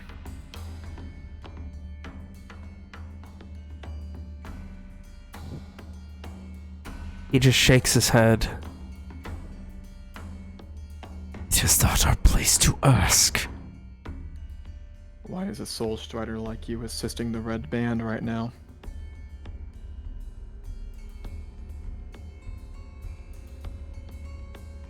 And is it Corbier who commands the Red Band? No. No. Corvier was unexpected.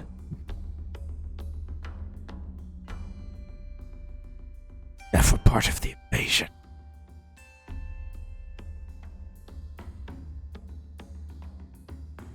Did he come from the Grove? I can get that, Nick. Did I'm from he the come Grove. From the Grove. Grove. Twilight Grove. Aye. No. The binding. Did you break that binding? No.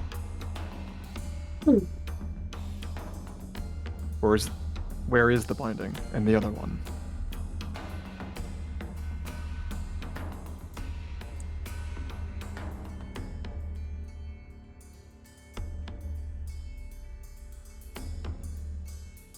Brat, he has the one. The other. Morales.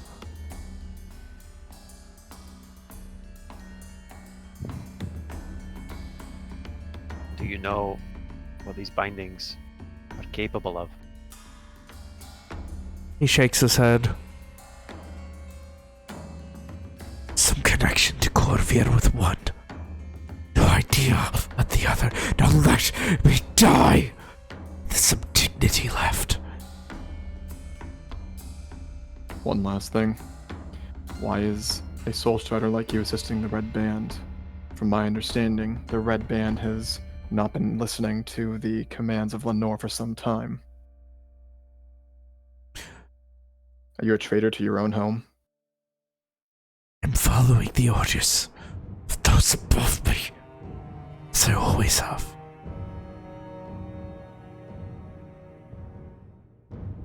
Machinations and decisions.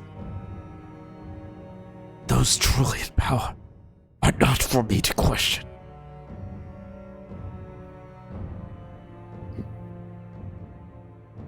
Walker will look to the others for any final questions. You will step up. Do you know what Corvier has to do with the Shadowfell? He has this just momentary confusion. Speaks of his own. Spoke of it. The beauty of it. He thinks of a lunatic. What does he say of it? How does he describe it? place of no sun. Place of wild death. Does he speak of the Citadel?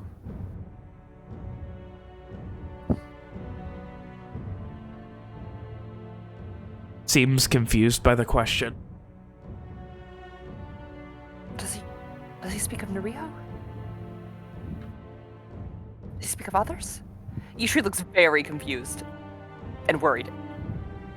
Speaks of those who turned on him. Elves of Shadow imprisoned him.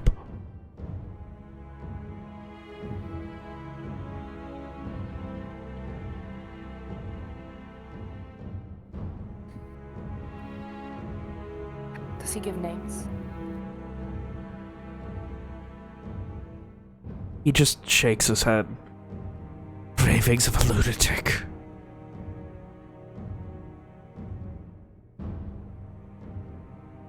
Who you follow. The ravings of a lunatic who you follow. Of course, yes. Do not question that level of power.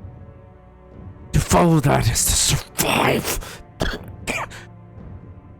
go against it is to march into certain death.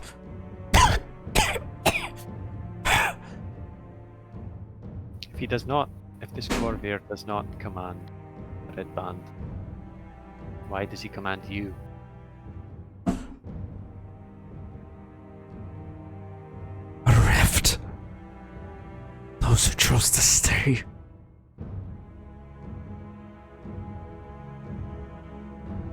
And see Corvair's vision. Those who saw it was the only way to survive this attack. And you people not be succumbed to barbarous ways. But not all. So much to see it through.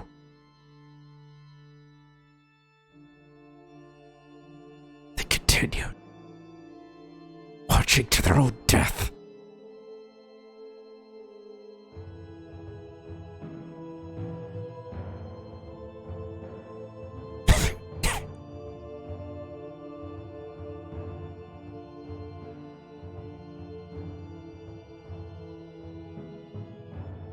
Corvair was the best and worst thing to happen to this invasion.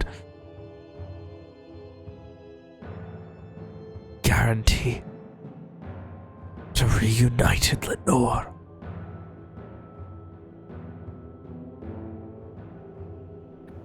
When did he appear?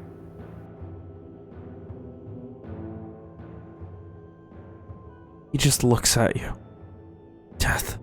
Dignity.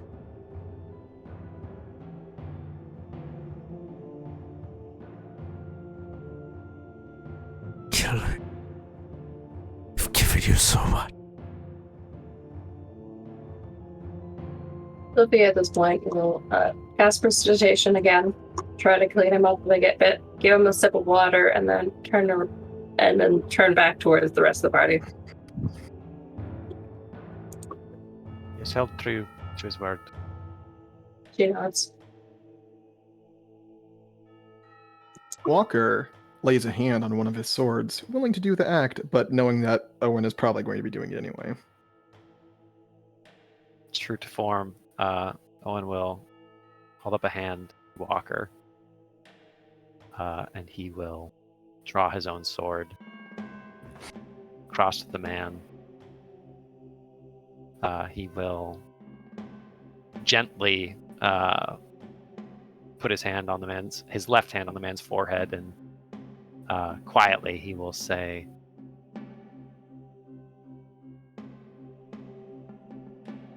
"Dignity and death," and he will draw his blade across the man's throat. Walker's also going to say a thing before Owen does the final cut. He's going to say, let your final thoughts be of family, be of home.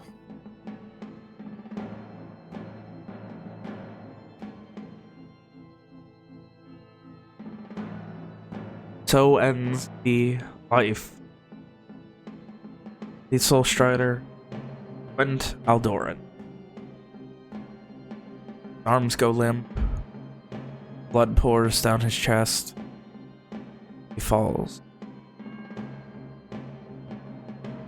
Leaving you all alone here in this dungeon.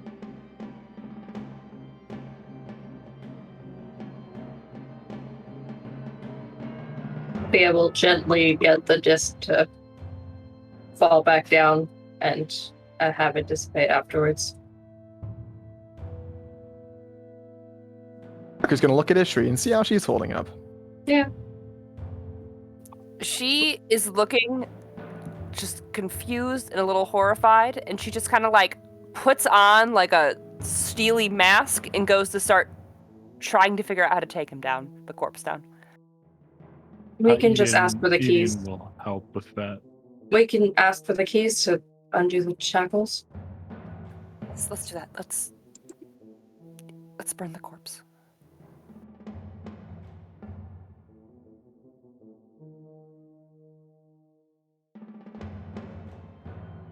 As you guys go ahead to get the keys from the jail master down here, we're going to go ahead and take a quick break.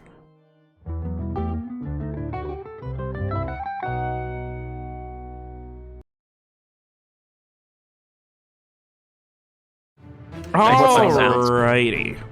So, you guys make your way back down towards the entrance where you can see Angus standing very statue-like with his arms crossed.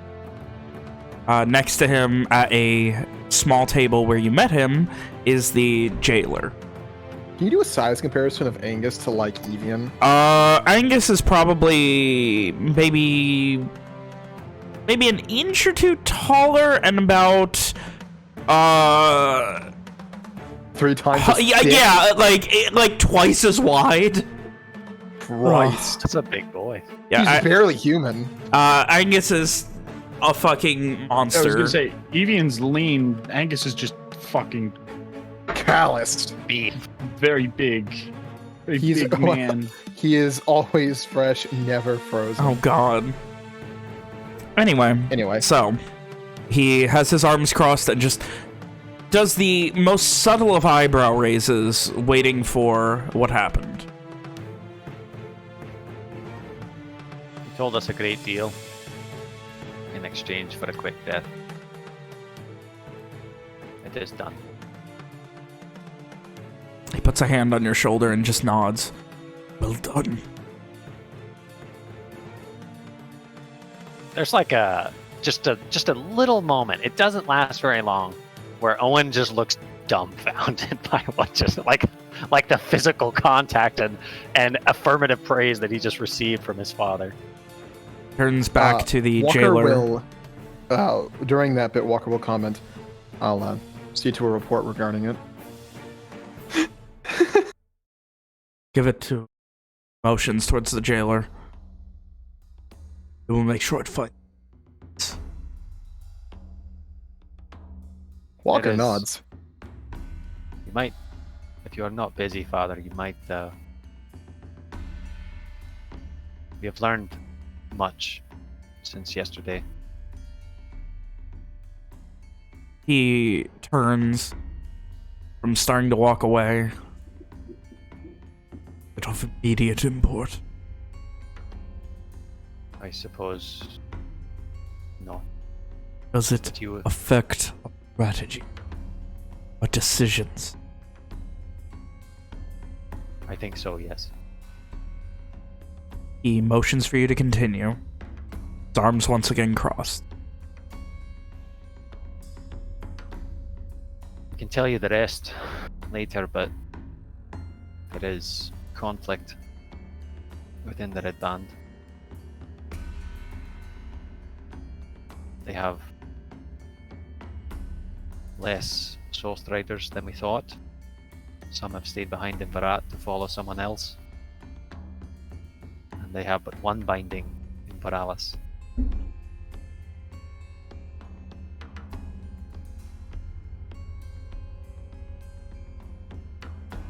The other remains in Barat.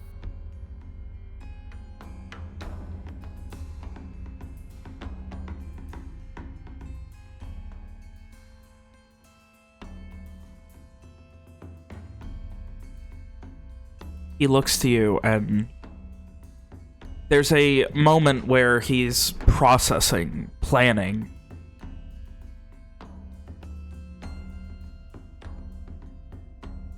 Secure a binding Baral,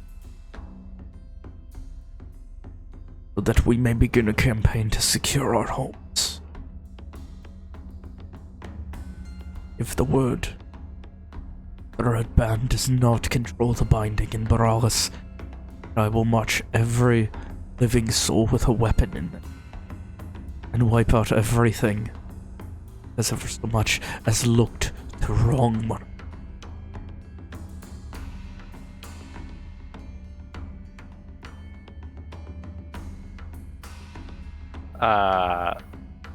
Owen merely nods. He doesn't. Does Ishra react to that one? He doesn't. Ishri around. Does someone translate? Is someone translating that for Ishri? I'm gonna say Walker isn't. Sophia might whisper to Ishri what's going on. But it's Sophia translate for Ishri? Not much, just like a little bit of briefly of like he's just explaining what we know already to her to his dad, and then she wouldn't like say the plan right away. Good, thank you. Okay.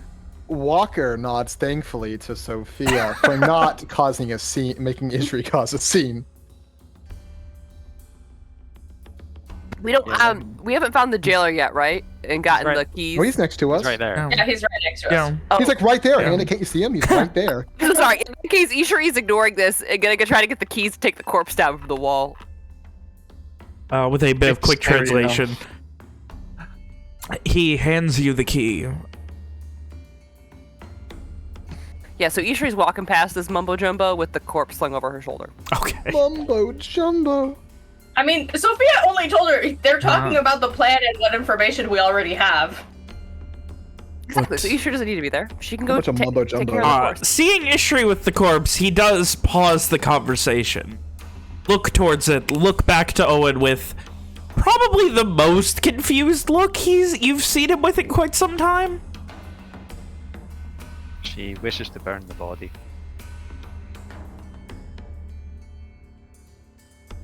No. I want to make clear to everyone, every heartbeat in this city, in this country, what happens when you cross a make. No one will recognize him. The meaning will be lost on them. Will understand.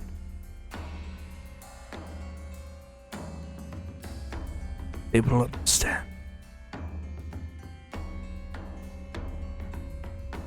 Walker's going to slip by and also go catch up to Ishri because he doesn't want to be on. He doesn't want the group to be on Funny McDurk's bad side.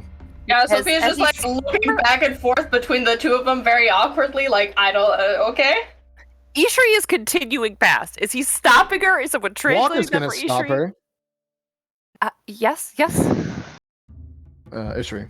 Yes. Owen's father has asked that he handle the body. That we leave it to him. What is he got to do with it? It's not our business at this point. We can't exactly say no. It is involved in some sort of undead creature. If we leave it here, if we don't burn it, it could come back or something. I don't think that's going to happen. And even if it were to, You don't know that, though. You don't know that. Even if it were to, Ishri, Owen's father is capable. But what if it? I mean, Walker just shakes his head. we don't know what this thing's capable of. What if it spies? What if it does something horrible? What if it works through the corpse? Ishri, we need to follow orders here. We are not the ones in charge. Tortured this man, and he was kind enough to give us answers. The least we can do is burn the body. Like I said, Ishri, it's not our choice at this point. Sophia's awkwardly looking at the ground. About the same, honestly. Everybody's uncomfortable. After listening to Ishri and Walker's exchange, Owen will like look pleadingly at Angus and he'll say, "Is it not enough that word will spread that the Solstrider attacked us and was defeated and was never seen or heard from again? Is that not enough?" He considers. Give me a persuasion check. Oh no. No. Fine, And- you roll huge. You roll huge. Come on, you have like every time. proficiency. at Can such- Sophia try to help and say, it is a very strong power move to show that you will ignore the being instead of playing into his game. Not gonna get advantage, but it might change the way he reacts. Okay. It is big. That's pretty big. I'm telling you, That man. is You pretty always think big with these. You know, it's just how it is. He Gotta think considers for a moment. The cloak, then. We'll have it. Aye. He turns to Sophia. I do not intend for one moment to pretend that this has not happened. Pretend we have not slain the first of many invaders. This is a turning point. I intend for everyone to know. He just nods, doesn't say anything.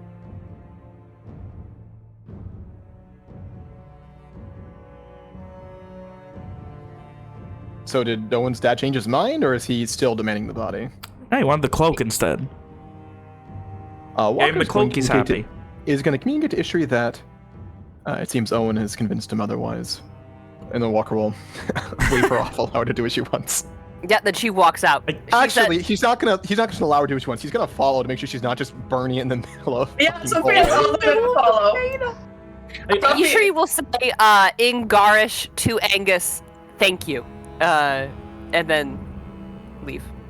Sophia will also follow because she doesn't want to be here anymore. Ishri, you can't just be walking around with a body here. Walker's gonna produce like a blanket or something to throw over it, so that she's not just walking around with a dead body. No, I mean, you don't want him to be cold. Yeah. Yeah, stop making As- fun of me. You do that like when you get upstairs or like at the Probably end, like right before we leave the dungeon. Okay. Yeah. Ishri will then Um, wrap up the body and then kind of like hold it in her arms, wrapped up though. Probably still looks like a body. Oh, I mean, yeah. You can't make a body not look like a body without a lot of butchering, trust me. We could get Christ, him dude. But it still is better. It's still better. It's still less than. Upon Does Walker think it would be the most wise if she's going to be burning the body to be doing it outside the city, or would there be like a? I mean, people have bonfires sometimes. Like, there's big yards. It wouldn't stick out a lot outside of like probably the smell. of burning Yeah. flesh. Yeah. The smell would be the Outside only the city? problem. So outside the city, then Probably, yeah. Walker will comment that burning the body within the city would disturb the peace. We'd be best to head outside the city first. How about Ishri, how about we go find a nice place outside of the walls? Technically, a city doesn't have walls outside Oh, okay, sorry. the courtyard Outside itself. the perimeter, then Yeah. All right, Ishri heads there. As you guys start walking through like the main hall of the East Wing Keep, there are people like clapping, cheering you on, celebrating. Everyone in here seems to know what you're currently carrying. Like people are like Walker patting you on the doesn't. back.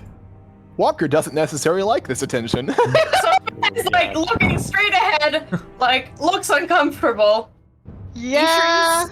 Walker's trying to keep a poker face. It's not going wonderful. Ishri, for a moment, had like a blank face. It's now turned to like anger. She's getting more garish by the minute. Let's head there. How about I get Billy to help us get there faster, Ishri? She just looks over. How?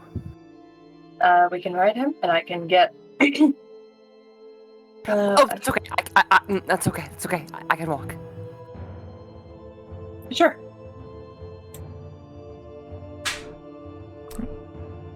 And Sophia will show Ishri the fastest path she has found when she was studying the city a few days ago. Okay, you guys make your way out of the city. Is Owen and like Rom Evian following? We're gonna see. As There's well, still or- conversation there. Okay. So, and with that divergence done, you are back to relaying information to Papa Angus.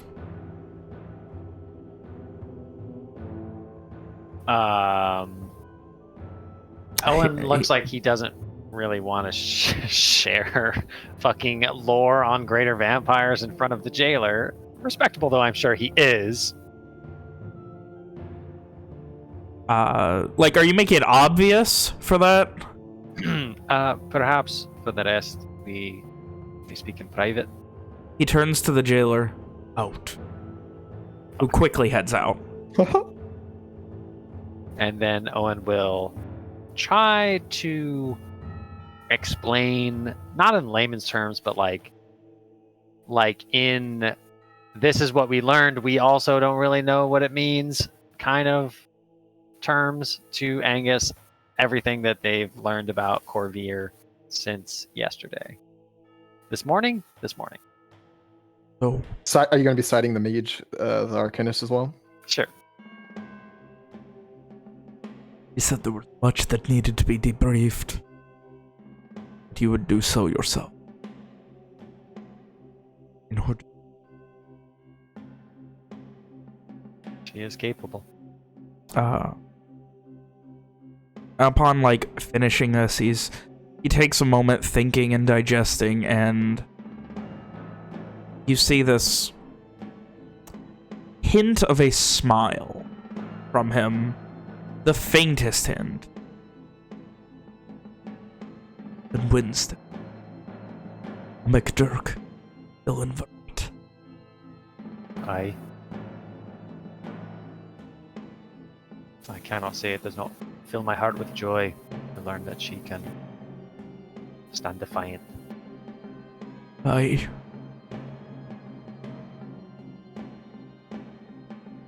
Any news, Carlos? Last I heard, she was in the grove.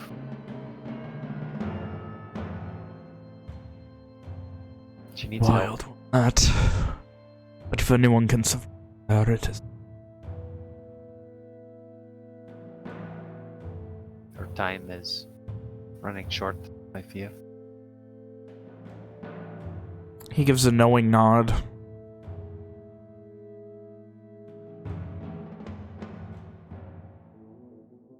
Secure binding. So that we may take back Baral.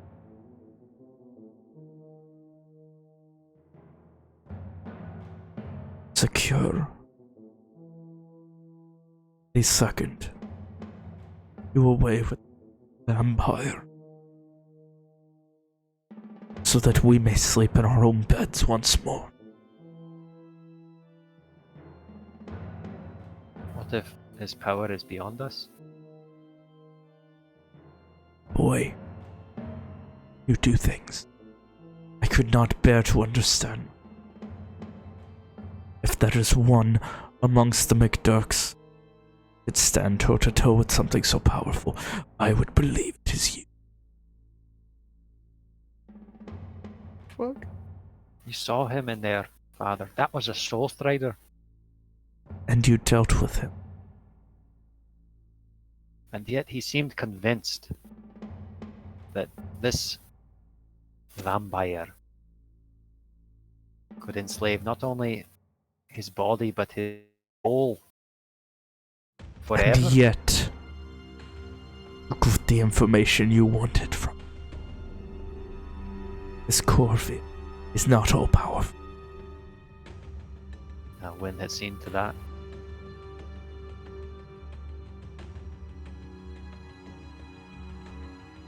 A McDurk Do not let despair take hold.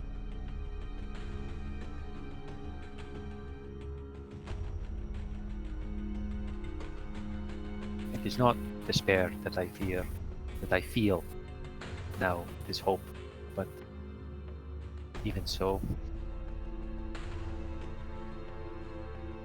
our time in the Shadowfell, Father, there are things that are beyond even the most powerful of us. The bindings, for one.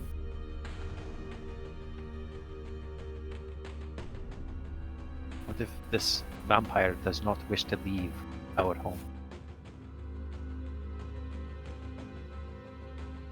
Then you will make it.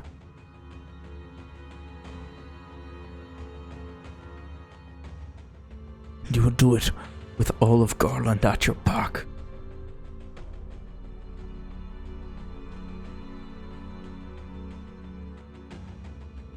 A time for ifs.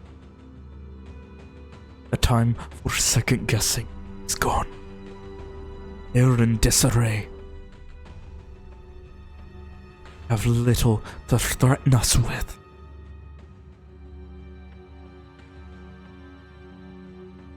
It is here. We have it. We can win. One step at a time.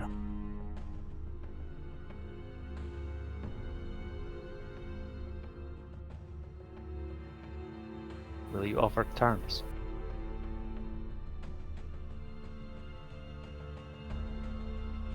If they wish to surrender, will you offer terms?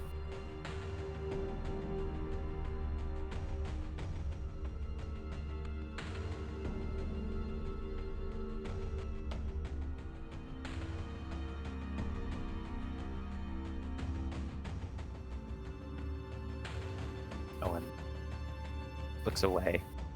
He thinks for a moment.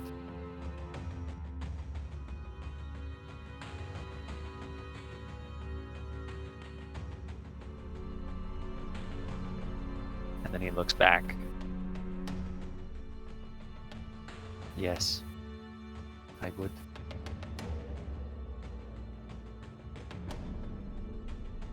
He considers. There has been enough killing, I think. Too Your much. mother and I did not survive the attack. We did not. But that changed. I thought we were past the time for ifs, Father. He bites his tongue. I will bring it up. The next kin meeting.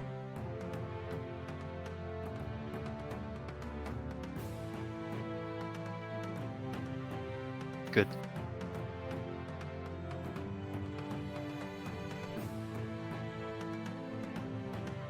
Go. We do not have to be like them. If we choose to be otherwise.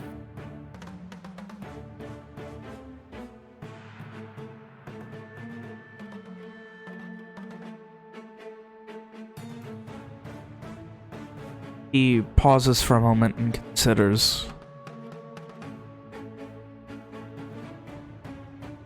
The offer of peace. The offer of an open hand. It is a fragile offer. Something as chaotic and wrought in death as the Red Band. It would be stupid not to take advantage. But we will speak about an offer of peace.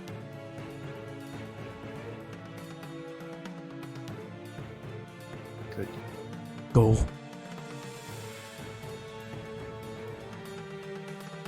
Go. Send the jailer back down.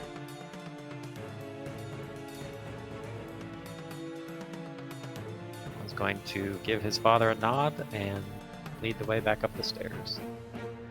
Open the door. Boy, One looks back.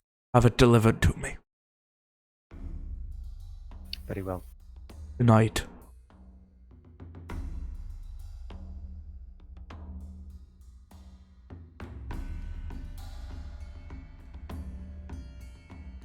and that gives you another nod. You guys head off upstairs. So, Evian, Rom, Owen. You guys make your way upstairs. Sophia, Walker, and Ishri getting a bit of a head start on you.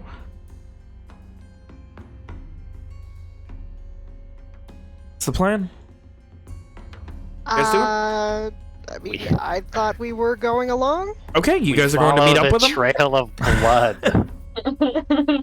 After a few minutes, you catch up to them. Probably like vaguely clean up behind if that was need be, because she doesn't want to attract more attention than what's already been going on. Once we're outside of the castle as well, she'd probably add like another random blanket to make it more like vague, the shape of what Ishri is carrying. That's not like as wrapped up. Yeah. You guys, with a hurried pace, are able to catch up to your allies. Transporting the corpse of the once powerful Solstrider. But a day ago, they killed your allies. Hey, Van, we've established that Walker has like a small hatchet, right? Yeah. Okay, so I thought so. Ishri's gonna clear some brush and set the corpse down and say to Sophia, can you light it on fire? Or would you like us to get some sticks and do it the old-fashioned way? I do not have any magic to produce fire like that. Actually, can I do it with prestidigitation? I don't actually know. That would be a bit of an excessive use. But like, you can get small I'm pretty sure you fire. can start a small. Yeah, it says a You can start a small campfire You with it. Yeah, I still think we need kindling to burn a body, though. Oh yeah, for sure. Yeah. We'd have to still gather some stuff for it to burn. I can do a little bit of a flame, but not enough. Like enough to start a fire, not enough to have something that doesn't usually burn. Ishri nods and starts grabbing kindling and all the rest of fire components. Yeah, so if we could help, clear up an area where like the fire could be contained to. Before the group, moves off, Walker's going to hand Ishri his hatchet. Here, you can use this to, collect the kindling. In the meantime, I'm going to begin writing that report. Thank you. Thank you, Walker. Walker nods and finds a stump or something to sit on. In the writing of all the information you... Do you Guys. want me to get a bit of a summary for that for you then? Sure. It always has more information is never bad. I will PM you. Okay. Just don't mistakenly post the part about how Walker's secretly working with Corvair. Yeah, Gotcha. don't do that. So, you guys spend a little while. You gather kindling and what dry there is in this rainy, wet beginning of the cold season. And Sophia tried to help dry some of it with the prestidigitation again. get it dried off, and after a little while, you guys have a nice pyre. I'd assume the rest of the party is joined by this point. Oh yeah, they will like met you when as you were we- leaving this probably earlier. That being the case, Owen will kind of he's not saying much, and I think like he kind of just like if Ishri goes to go chop wood, he'll like go along and just like carry the wood or whatever, and just like be around and helping. Ishri's anger seems to dissipate more with the work, but she still looks a little frustrated.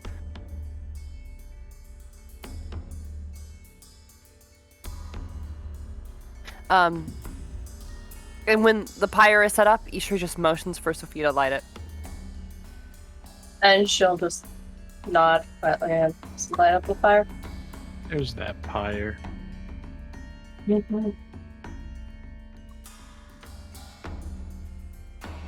So, the body of the Solstrider begins to burn.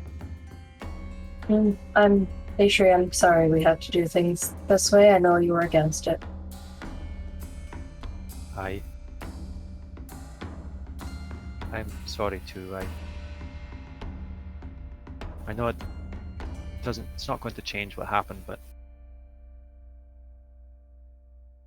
what we did was kinder than he might have perceived otherwise.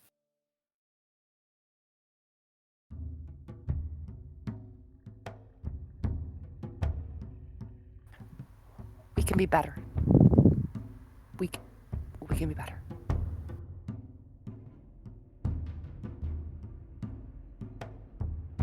We don't need to be monsters.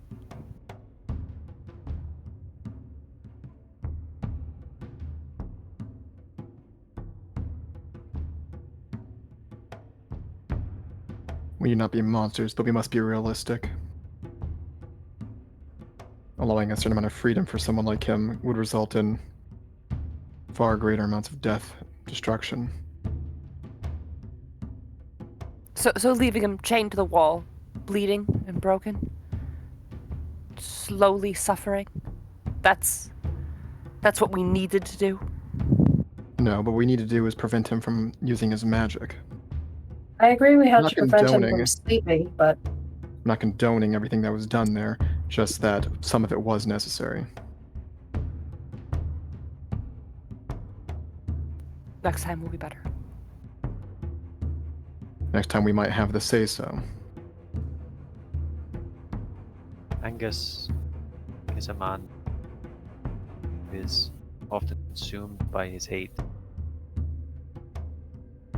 And while he saw in this man a chance to strike back. And while we are here, we must cede to his authority.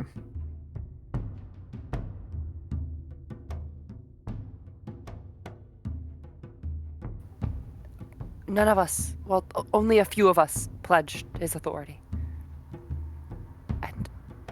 And motioning to the fire, he could be swayed to be better too. He only told us what he told us because we promised to kill him. I'm not saying we shouldn't have killed him. He deserved to die, yes. I'm just saying we shouldn't have tortured him to get there. That obviously didn't work. We did not torture him, Ishri. While we are complicit, we did not commit the act. Is that much different? It is. It would have been different if we were the ones in charge of... if we were the ones handling the situation on our own. But sadly, that was not the case this time. There's only so much we can do, given the situation. We did all we could.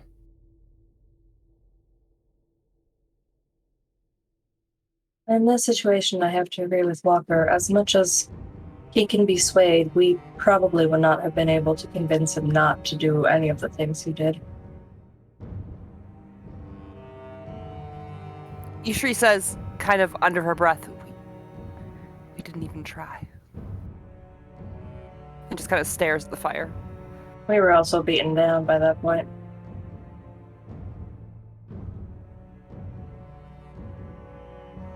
It's not going to change what happened or bring him back, Ishri, but it may hearten you to know that Angus has agreed to ask the Kins if they will offer terms. What does that mean? Walker briefly explains the idea of surrender in war. That is amazing. That is wonderful. We wouldn't have to slaughter innocents, or send innocents to slaughter. That would be amazing. Both parties still have to agree. There is nothing is certain, but the very fact that he is willing to talk about it is a good sign. Walker nods. It means that this man's life was... his death might mean others will live. Walker nods to that as well.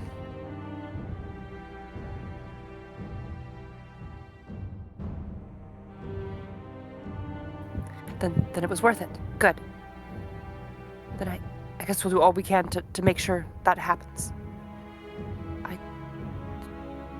Yes, so we don't have to slaughter anyone. Yes. I do hope this circumstance will also make others think twice of trying to attack us.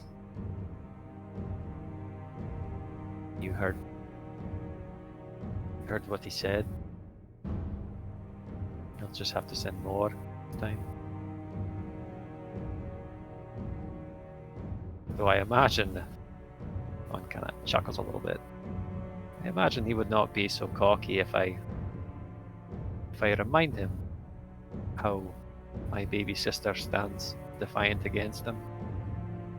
We'll be more prepared next time.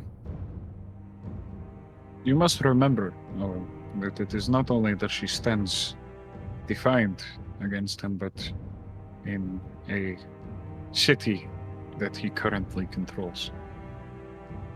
I must confess, it brings me no small amount of joy to imagine my little sister alone, surrounded by her enemies, unbowed. Walker gives Owen like a cautious glance.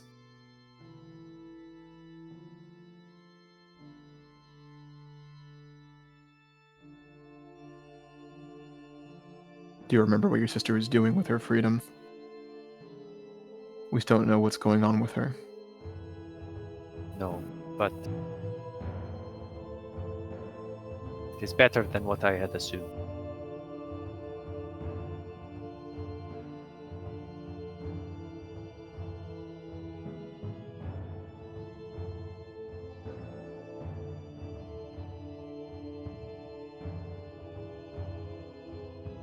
And now we have a better idea of what our plan should be.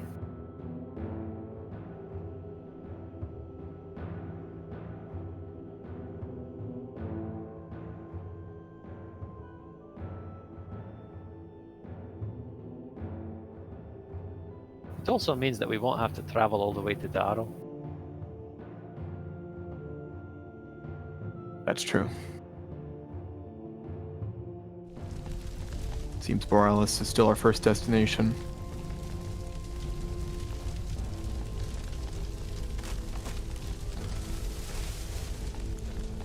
Our plan should still be to head there first. And then acquire more information before proceeding. We need to know exactly where it is, who holds it, how to get in, how to get in, and how to get out.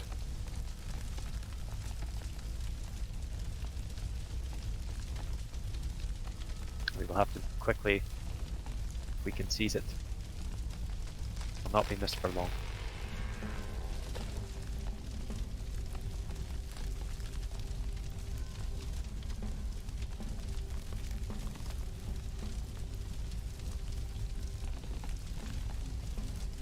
We need to speak with the summit further.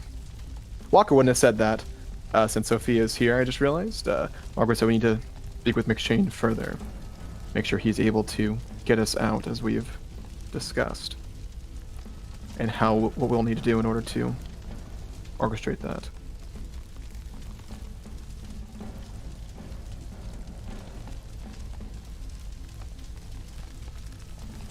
I have to assume by this point in the conversation, Walker has finished his report and is now working on the funny holy symbol. Yeah. Just putting some final touches on that. He had not finished the day before because he was dragged off to a bathhouse to nearly die. He did relax for a few minutes, though. I mean, he bitched for a little while. And then he relaxed. Yeah, no, he definitely was Cathartic relaxed. bitching. Cathartic bitching. It was cathartic bitching. Yeah.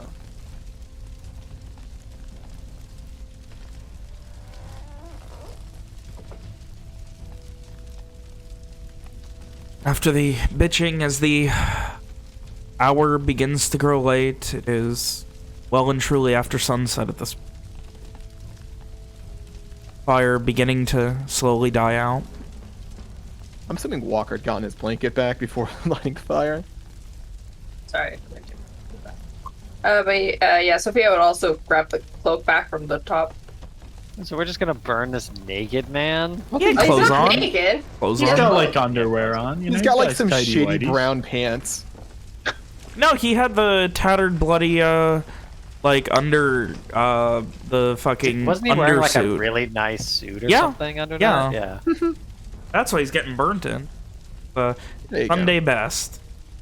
There you go. Walker, Proper funeral. This is great. This is wonderful. Walker would ask Sophia, do you have magic that can clean things? Vaguely, yes. I've been using it so far. I suppose you'd mind taking care of that blanket for me, would you?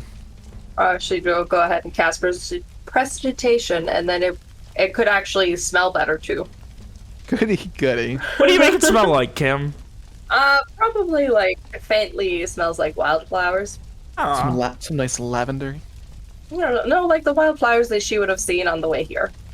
A nice local Then wildflower. what type of flowers? No, those would be the traditional, like, roadside wildflowers. You guys literally had a conversation about them.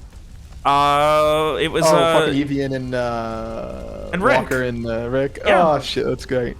Oh, we did have that conversation. It'd be nice and clean and smells fresh of flowers. Walker would fold and put away before getting back to work. Thank you, Sophia. No problem.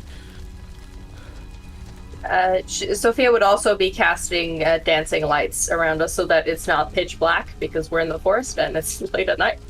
There's a fire. Yeah, but There I mean, is a fire, that there is. Flying down. While Walker continues to work on the... Sophia would offer some light as well to Walker, who's trying to write stuff down. Oh, Walker's finished writing Okay, already. that's good then. He's now working on He lit by, a the little bit body of fire. woodcraft. Walker continues to work on the symbol. He will speak more to Sophia. Remember when I came to, there was a water monster there. I'm assuming that was your doing. Yes. I'm not sure you were there when I showed O to everybody. She points to her backpack. I can summon a water elemental if need be, and then she just like probably touches a little lever which opens up a little trap, and then out comes O. She does it a few steps away from Walker, as you can see water splashes a bit outside once it comes out. Walker's reaction is extremely subdued as he just examines the creature, getting a bit of a better, less tired look at it. You said summon, I assumed you meant from thin air. Are you No. storing that? Yes. This is technically not magic, actually. Walker blinks a few times. It's I not mean, magic, you just have it in your backpack. Yes. What part of a living water monster isn't magic? I mean, the being itself is magical. Me summoning it is not. Well, the backpack probably is mildly magical. Is that what But- Sophia's saying, or is that Kim talking? Sophia, who's like, oh yeah, I guess is probably. Listen, magic. I don't have very much theoretical knowledge on magic. I just have an understanding, and I studied it more as a child. Well, I can't say I do either. That's why I'm asking. No, it's fine. Magic is not something I grasped very well earlier on, which is why now I tattoo it on myself instead of use the traditional method. As, well, I suppose it's not always traditional, but I don't know. Walker doesn't exactly understand how magic tattoos are any less magic than book magic, but he's not really interested in the difference. Magic is magic. Yeah, it's just, she's talking like strictly on a wizard point of view. Well, I can see that being very helpful in the future against any other magic users that we come across. This is why I said that often I'm not the one directly being in combat. I usually have something such as O to actually do most of the heavy lifting when it comes to combat. It just so happened I did not have him nearby at the time of the combat. Right. As Walker would recall that she ran away right at the beginning of battle. Yeah, Walker withdraws. Yeah, affirmative. Doesn't really have anything else to comment on that.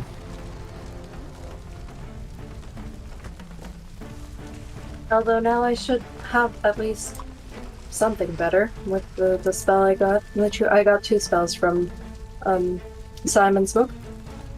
Did Sophia ride her horse here? No. Okay. Has Walker seen the horse? She had it yesterday, right? When we were coming back from the one thing? Yeah, she walked back from the place with the horse. That's gonna be an odd question. You had a horse yesterday, right? That wasn't just me seeing things. No, it was not. It's a horse that also has, its mane looks more like mist than actual fur or hair, and it has goat horns. Does that one also stay in your backpack? No, that one is me summoning it. Out of thin air. Yes. Same with the platform that you saw lift the Solstrider, looking vaguely towards the fire, so that he could sit down in his last moments. Oh, and can you make anything out of thin air using your magic? Pardon me while I quickly scan Owen's spell list to see if I can conjure anything from thin air. Create food and water.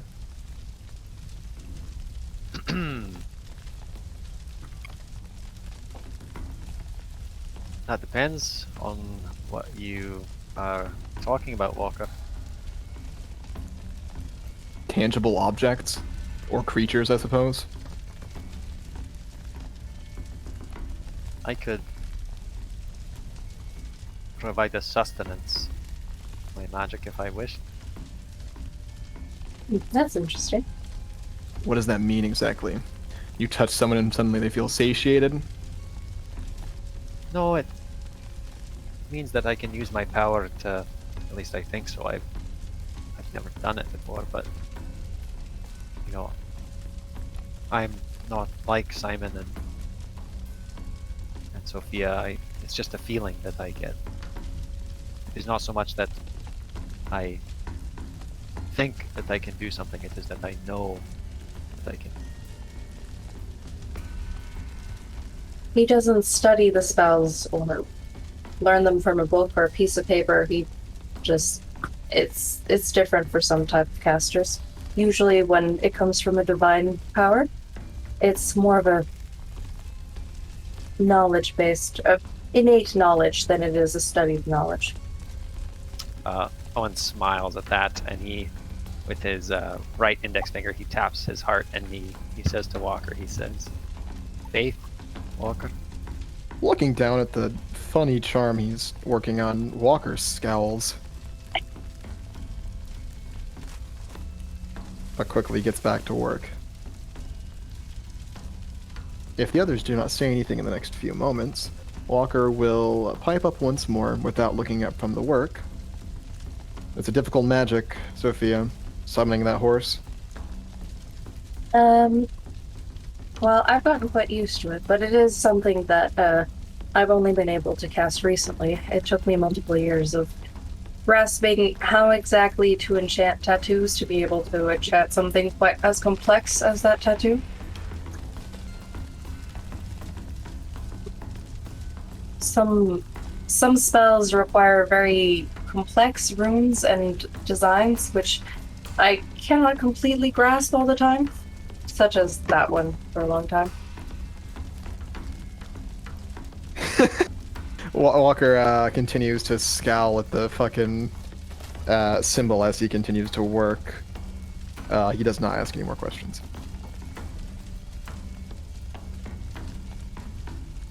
What's Ishri doing during this conversation? Assuming it's Lenorian, she's just kind of listening. She's kind of watching the fire.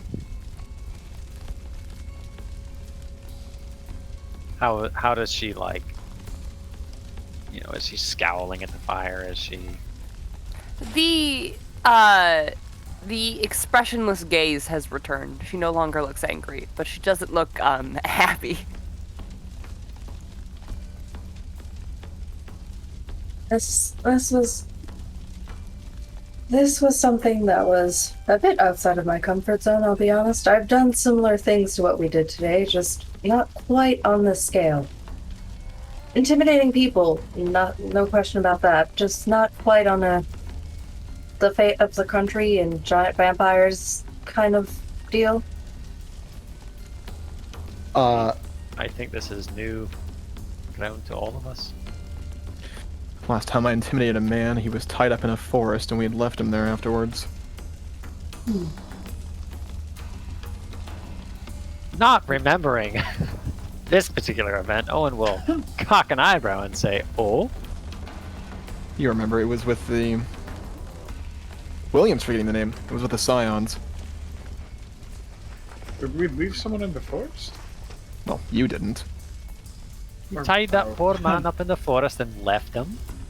Yes, and as you, if you recall, we told you about him so you could tell the Scions. They sent someone to go after him after that. Oh, now I remember. I was furious at the time. There were bears in that forest. And he was in an area where people typically stay. Any bears who are local to the forest would have stayed away. Perhaps. Now, the intimidation I usually did was mostly when I'd interrogate people after we bring them in for questioning after my work. Well, not during my work, I suppose. It was a bit more... I suppose the setting was usually not quite as dramatic as a dungeon, but it was... We would occasionally bring people in for questioning. There's plenty of questioning involved in bounty hunting. I didn't really think that I'd be able to apply those skills in something like this. Threatening to give somebody back up so that they look like they're a snitch, essentially, is not the first time I've done that, but usually it involves telling somebody that I know who their supplier is and that I'll just give them back off as if they've given me all the information I needed. That was usually threat enough. I didn't have to threaten somebody's immortal soul. Do you think it's true She raised an eyebrow. that this vampire has such power? I mean, I'll be honest, I don't know much about vampires, but I know one thing for sure. He was terrified. For a moment there, when I was reading his thoughts, I could feel the fear that he was experiencing, and that was more fear than I believe I've ever felt in anybody before. The upward limits of magic are completely unknown to me, but bindings exist, so it's possible. The oldest of the flame tenders are very, very old. I would not be surprised that they had done such a thing. They had thrown such a being out. He said the elves of shadow imprisoned him, or Would that mean people like you then, Ishri? I don't see who else it could be. I mean, Agreed. He spoke of what? Of a wilderness? He spoke of undeath? I mean, of no sun? I don't know what else it could possibly be. I mean, if you also have a faint memory of that, it might be that you've heard of him before because he's a person or being that was thrown out. I mean, they trained us to fight vampires. They told us we never would have to, so... At least a little bit, so... I'm not terribly surprised. I do hope McShane sees fit to visit us once more before we head out. Having him here for an actual discussion would be... Walker looks for the word. Helpful.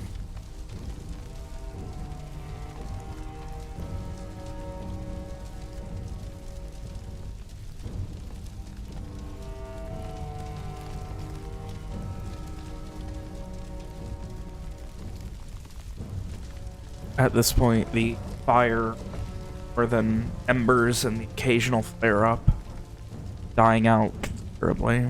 Been out here for the better part of an hour at this point, maybe longer. How is the symbol looking? It's I mean, it's pretty much done. Like, at this point, it's a matter of how fancy you make it look. Like, I mean, Walker's kind of a... It's a weird mix for Walker, because he's kind of a perfectionist and kind of a, utility first kind of guy. He also doesn't know how far to take this. He only has Owens to go off of. And isn't Owens, like, a little bit shoddy? Owens is, like, it bears the craftsmanship of youth, but it also bears the enthusiasm of youth. So, like, and he's worn it on his wrist for the better part of 6-7 years. So it's definitely well loved and cared for. Yeah, so I guess Walker's... he doesn't really know what he's supposed to be doing with it, so he's kind of just doing what he wants to. So he's doing some, like, fine sanding and, not cutting corners, so to speak. But feeling that it's in a good spot, Walker will hold it out to Owen. It is of a, in a very similar way. What was Owen's on, a leather cord? Yeah. Walker probably has his on a similar, has his in a similar fashion, not on his arm, but just like, he's holding it. He's holding out for Owen to, review. He's just holding it towards Owen, waiting for, him to say something. Walker's shown this to him before, right? Yes, and we just went over it last night when it was not, like, entirely finished, but, like, recognizable. They went over all the notes to see what it meant, and it meant change, I believe? Yes. Or metamorphosis or something. And I know I asked what, since Owen and Wynn's have a combined meaning, what Owen and Walker's was. I can't remember for the life of me what that was. It was, like, sudden change or something like that. Sudden upheaval. So, like, revolution. Yes. Owen turns it over in his hands a few times.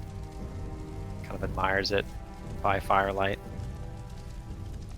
And then he chuckles a bit and he hands it back to Walker and he says, reminds me when I was a boy and I was carving my own.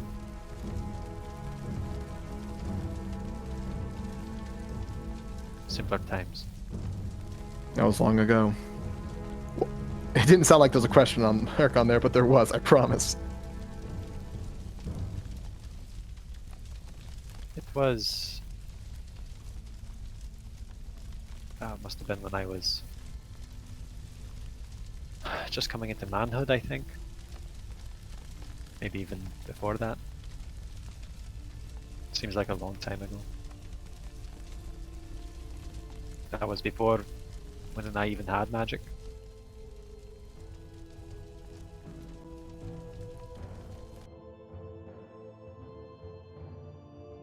What was the first magic you used, Owen? You told me the story. You were helping Fergus. Fergus, back then he was more often drunk than not. One night there was fire in the stables. The men, they rushed to let the horses out. And as soon as they did, Fergus wandered into their path. And I saw him broken on the ground. I asked Karad for help. He gave it to me.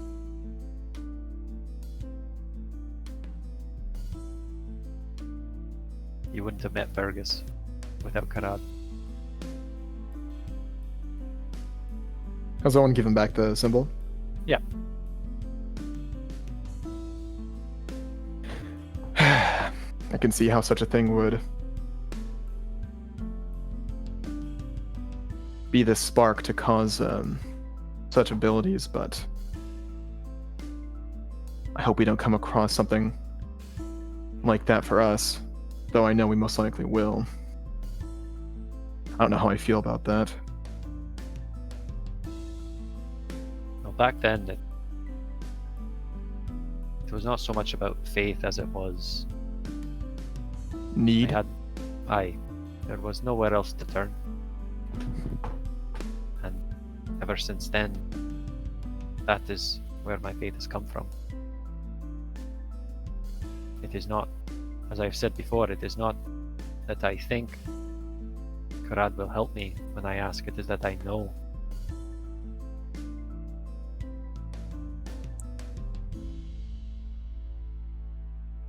Brings me comfort most nights.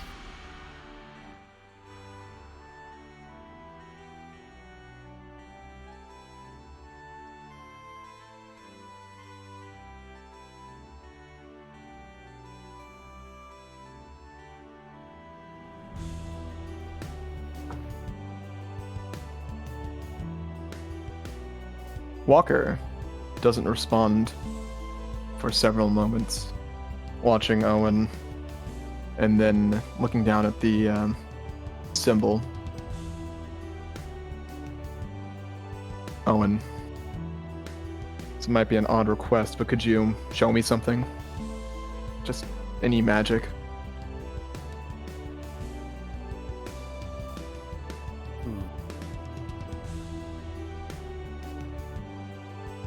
I haven't. I know I've used magic just today, but normally if you asked such a question, I would sing to the plants and the flowers. And I haven't done so since Haddockton.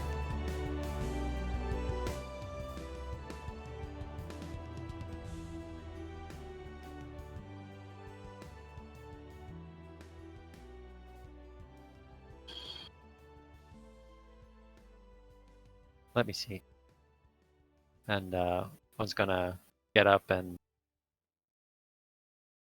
he's going to walk a careful circle around the dying fire. And then are there we're in like a field, right? Yeah, you're at like the edge of a field near the fort south of Nashtween. So if I was to sing, if Owen was to sing, he could make something grow around the fire. Oh yeah, easily. So once he makes a full circuit around the fire, Owen's going to concentrate on it, and he'll begin to sing in Garish. And Sophia, you've never heard him sing before. He's not like, you know, a trained vocalist. Owen will never be a bard, I think, but he has sung the song very often, and for him it's not so much about the quality as it is the act itself. And his song is one of life and growth and love. And as he sings, he makes another circuit around the fire, and it begins to, in his wake, there is a circle of wildflowers, much like the ones you see on the side of the road, that spring up at his word around the fire. Hey then.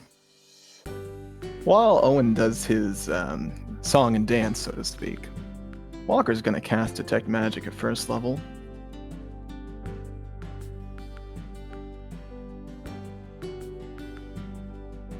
There is... What school of magic is Druidcraft? Oh, you feel that sense of... Oh, it's asking me to place a template. I don't like that. Oh. Fucking templates. Why haven't I disabled them yet? It would be transmutate.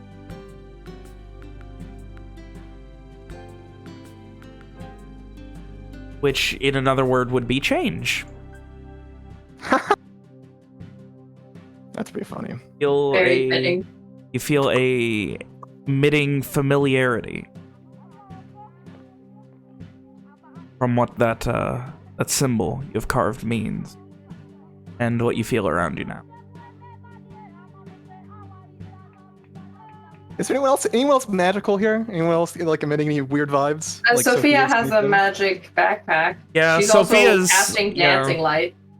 And you can. So like it's obvious from the lights and everything from Owen, from the funny backpack. So you'd feel evocation from the dancing lights and also the backpack. Yeah. Rom's sword is magic. Is it out?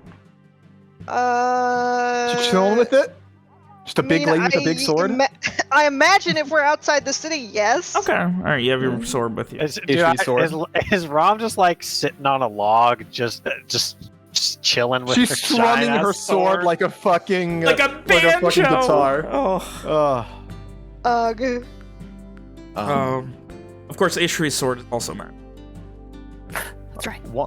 Walker watches intently as Owen does his. I called it Sonic Dance already, and then looks around to the others.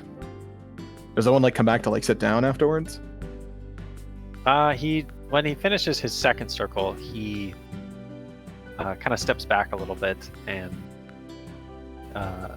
he appears to be studying the circle of wildflowers intently, looking for black roses. I mean, how big is the circle?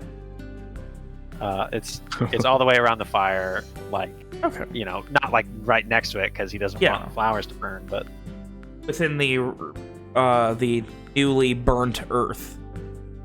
Yeah. No, you don't see any black roses, right? If that's the case, he smiles and then sits back down. It feels good to sing again. Yeah, that's quite beautiful, man. Thank you.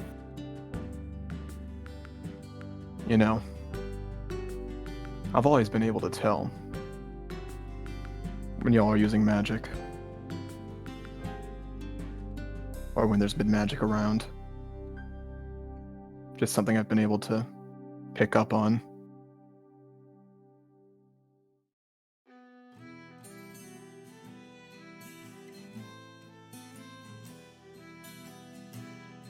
It's change. The magic you're using. Life has changed, Walker. How much of my magic has to do with life? Walker nods, kind of getting it.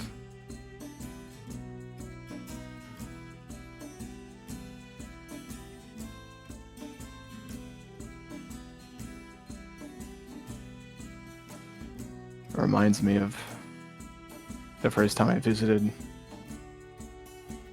Prod's domain. The amount of magic there was stifling almost. Like a sensory overload. It's not that here though. It's just, what little you guys are using or have.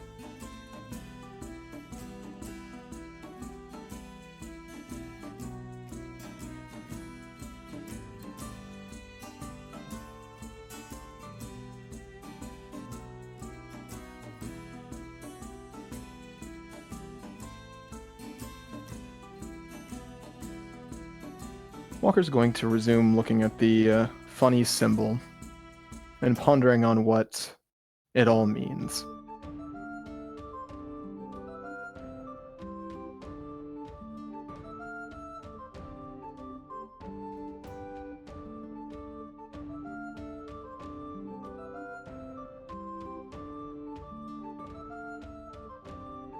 As the night begins to grow long and the fire dies, is there anything else? Or are you guys heading back to the city?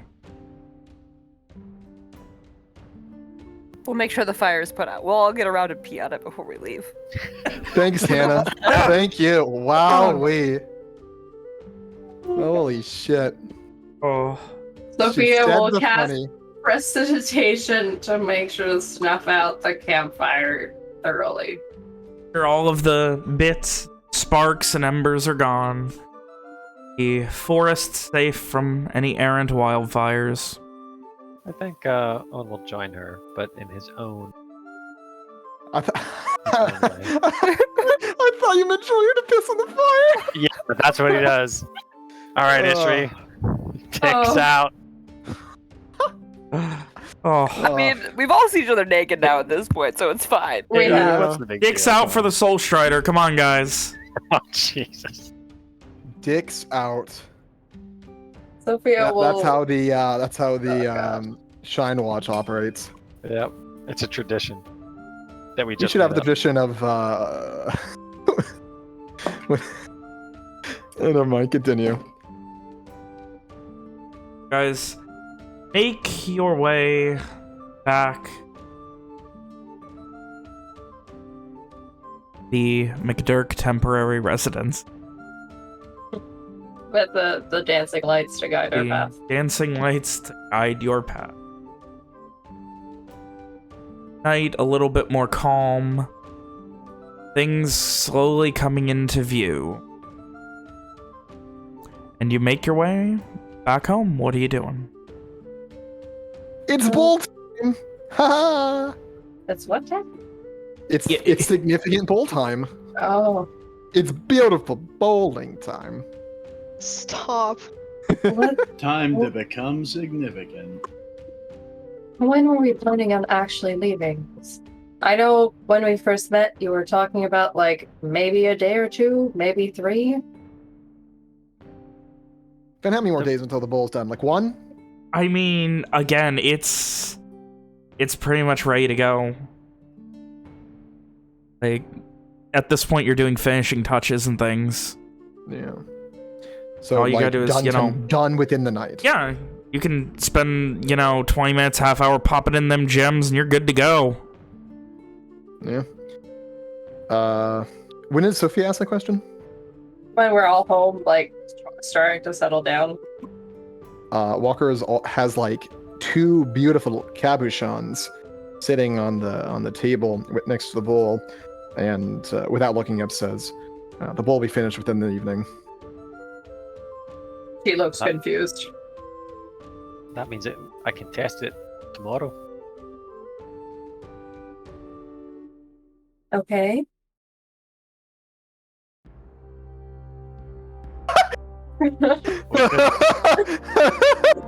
Oh, Fuck you, Sophia. know what this is? No one clarify. Never. No one. Gaslighter forever. So she's like looking back and forth to you guys. So are we gonna leave tomorrow then, or? Unless that is more to do, Owen says, looking around at everyone else. Well, I mean, if we're leaving, and I guess the bowl is finished, that counts as a job done. We have all this mead. I suppose we have to drink that. We said we'd drink before our suicide mission, so. Walker stares at Ishvi for several seconds, looking up from the bowl to do so. I mean, I am down to drink after the last day and a half. She looks blankly. It'll be done within the hour.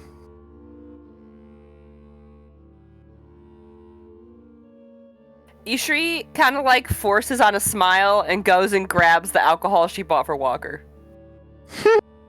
Should I go and get some snacks then, Ishri? Oh, of course, yes. Why? To have with the drink? She's gonna get some mozzarella sticks some and chips. boneless wings. She's gonna go get some mini bread bowls. Uh-huh. It's just breadsticks in a bowl of soup to dip them in. Mm-hmm. Just a huge bowl of soup. Ishri nods, grabs the booze. Okay, Sophia will go out and grab a bit more food.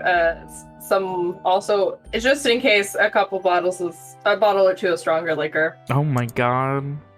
Sophia we wait, hold on a second. We have a whole bottle of medicinal Just in whiskey case. that No, Walker medicinal already grade bought for us. whiskey. Oh, we can't have that one for the party. That one is for when Owen needs to sleep. We need That's- Oh, another is one. that, is Owen's that that's sleepy Owen's time whiskey special drink. night drink? Listen. Someone needs to go get some fucking chamomile tea so we can make some for Owen, then slip a lot of the night juice in it as well. Garish, that's Garish tea right there. Because There it he is. will not be able to tell.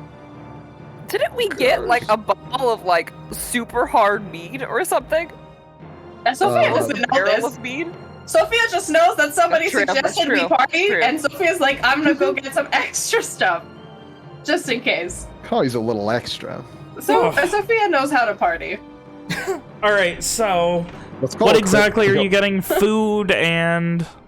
Like 2 extra bottles of something strong. Okay, I'll run you... She probably could buy something uh, kind of nice. Oh, Evian's okay. gonna pull out 3/4 of a bottle of honey.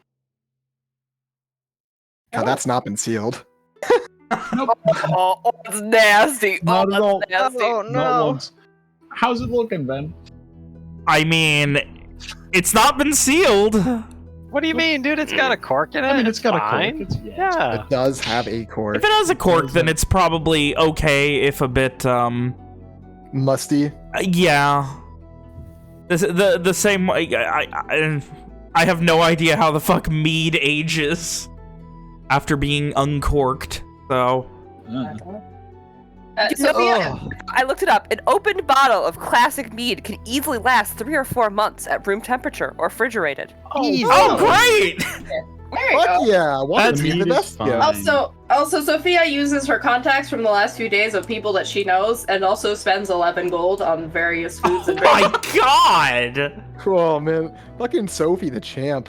We're eating like Garish Princess tonight, boys. And on the road, you've got fucking shit for the road.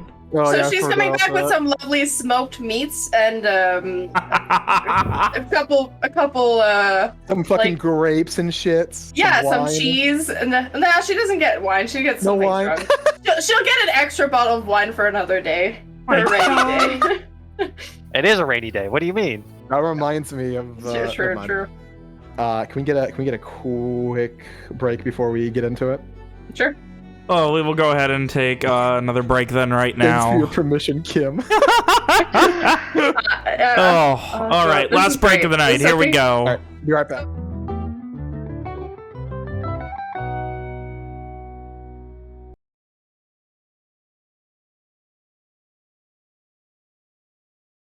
Owen's actually going to, like, if Ishri goes to retrieve her purchased alcohol, he's going to go follow Ishri.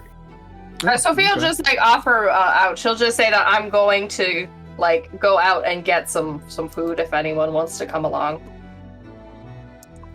Walker's gonna finish up the bowl, but I want to do like a scene where Walker gives Owen the funny bowl. Oh, I guess that's gonna have to wait because alcohol comes first. I mean, that's fine. course. Walker still Walker said he's gonna be done within the hour. So there's plenty of time. Scene's on you guys. I got nothing. What are y'all doing? Was anyone coming Who's with going Sophia? with Sophia? What was Oh. Sophia doing? Getting food. I'm sorry. Food and drink. Rom will help carry things. She's good at that. Use your sword as a platter. Use it as a charcuterie board. So if anybody, Charcuterie. Charcuterie, even? Charcut? Let's stay on topic. if anyone would come along with Sophia, Sophia would seemingly walk with purpose to 1 or 2 people that she apparently knows quite well in the city now, for some reason, even though she's only been here for a few days. And then she would ask them a few suggestions on where to go and if they have anything interesting. And then she'd walk around from that with her contacts to make new friends and grab some delicious food from, and paying generously for any food that she's getting, along with 2 bottles of something strong and a decent bottle of wine. Paying, actually, since she's also getting a nice bottle of wine, she'll be paying 13 gold in total. My God, she's going all out. She's got a 5 gold piece decent bottle of wine, and the rest is going towards liquor and snacks. Liquor and snacks. Exactly how I like to spend my post-funeral extravaganzas. She'll be getting some nice smoked meats, some bread, some cheese, a few fruits. A single bushel of grapes so that we can get Walker on the couch and feed them one by one to him. Oh, heaven. Sophia can buy that if it was asked to buy a bushel of grapes. She will get some. Maybe Honestly, Sophia just has an epiphany. We need grapes. Yeah. She'll just say, I need a nice bushel of grapes. My God. Now that I think about it, I feel like it would definitely be Evian who would be the one on the couch being fed. What? Not because he wants to, but because he already fell asleep on the couch.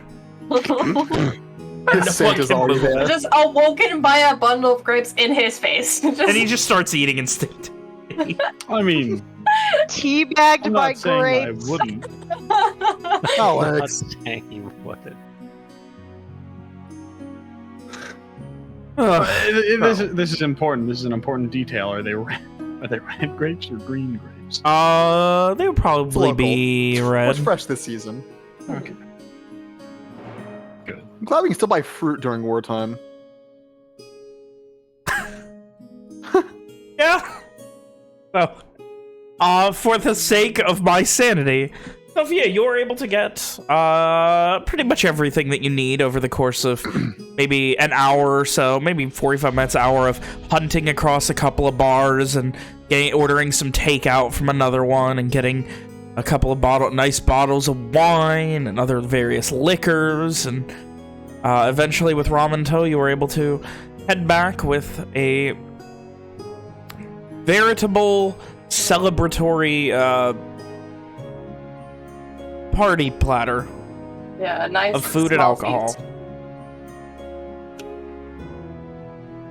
Not a problem at all. The coin flows freely. The enjoyment of what's going on seems to flow just as freely, as everyone seems very excited to do business. They're always excited to make money. Everything's very just positive and upbeat tonight. So, just as she comes back in and she's setting all the things up on the table, should I set up some alarms just in case anybody wants to barge in while we're all not paying attention? She looks over to everybody. She seems a little bit more paranoid than she was last time she suggested we all do something fun together. Hey, wait a minute. We should all be suspicious. You could just tell the guard I to. suppose. You could just tell the guard to turn anyone away that doesn't need anything serious. That other man was invisible, Walker. And is an alarm going to stop an invisible man? I mean, it should. The alarm doesn't see anything. It just knows somebody's going through the set alarm spot. It's like a tripwire. Walker shrugs and continues to work on the bowl. Sophia will go ahead and set a few ritual spells of alarms on a few of the main windows nearby and the front door, just in case. Right, start collecting them alarms. Just start dropping them off. Sophia's just very concerned. While Sophia and Rom were out purchasing the night's supplies, Owen did have a question for Ishri when she went to retrieve her booze. Yes, Owen? Ishri, I just wanted to ask you, this might not be the best time, but a few days ago, I can't remember who, but somebody mentioned the Red Band, and well, you seemed at the time quite enthusiastic about giving them what they deserve. And I just wanted, today after what happened,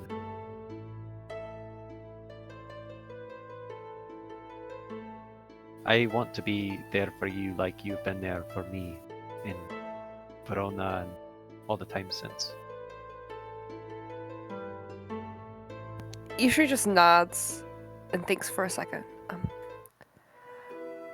Owen, who was the first person you watched die?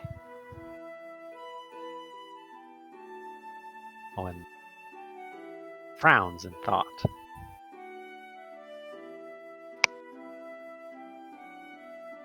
Death is a part of life around here. I was probably small. Can't say I remember very well. It was a funeral, but if your question is, who did I first kill? That I remember with perfect clarity. And?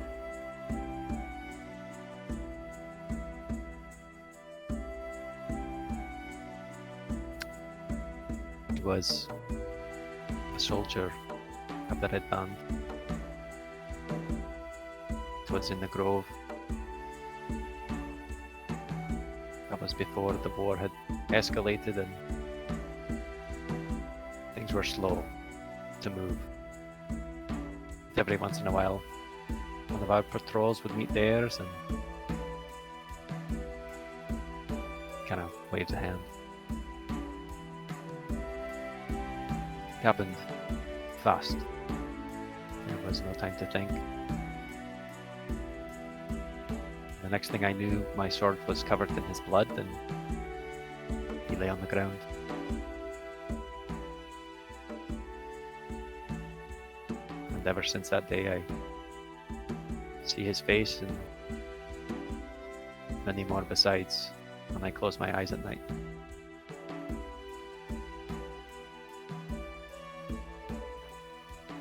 Oh, and I was barely in my 10th year when I watched my first ember die. The elders would bring us in when they would get embers that would come back, and they wanted to teach us a lesson and not falsify what our destinies would be. And when they brought her in, her eyes were already glazed over with fever, and she was too gone to be aware of us, but I slipped my hand into hers as they cut her throat, and she gurgled out her last breaths. It was like she... Anyway, when it was all said and done, do you know what I did that night? I got Forley and the rest of all the other kids, and we played a game together, right? We were about 10 years old, and we just played a game like we did every other night, and we all got a little bit stronger, a little bit more prepared to face our destinies. And I've always been very good at adapting to things, because every day in the wilderness was the exact same. It was just broken up only by bloodshed and monsters, and it was either accept that, like I accepted the deaths, like I accepted my inevitable death alone in the wilderness, like I accepted the death of all those embers, or go mad, and so I accepted it. I accepted that sometimes, in order for good to be done, for the good of many, sacrifices have to be made.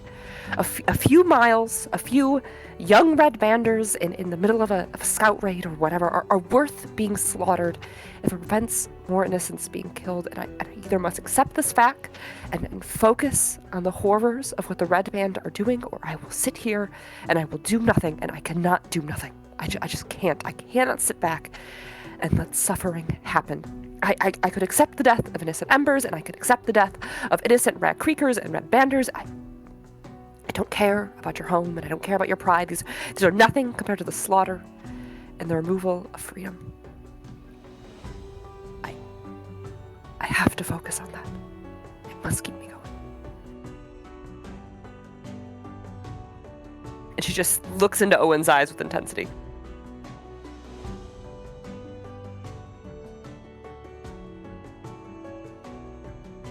But, Ishri, what if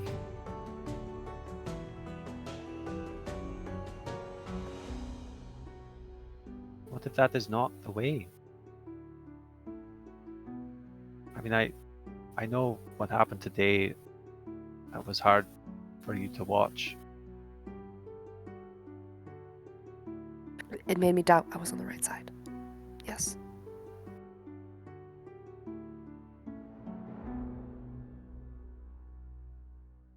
It is easy for me to sit here and say that I can point my finger and I can say, look, Ishri, those people, they are so much worse. But you saw, Valhallans, you saw what they did.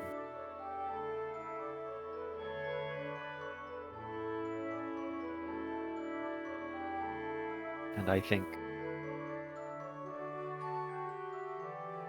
I know it doesn't change anything, but I think it's up to people like us to try and make a better world. So that people like Miles, people like the boy that I killed, and all the rest, people like that Solstrider, don't have to die.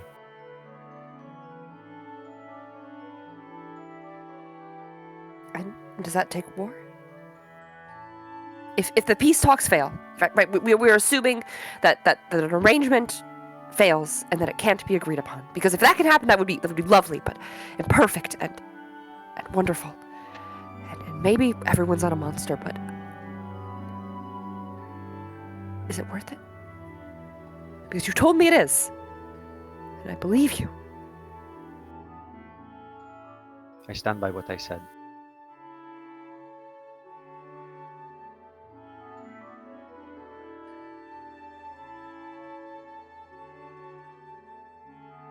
Then it's worth their deaths, their sacrifices. Even if they don't know they're being sacrificed for this, it's worth it.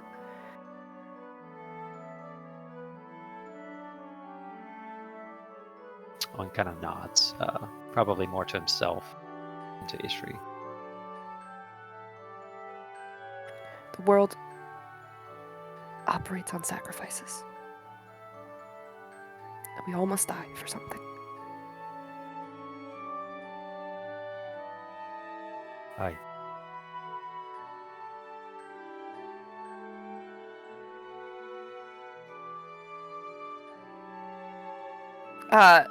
Ishri kind of like stares blankly for a moment, and then grabs a smaller bottle of mead and says, "Can you help me carry this?"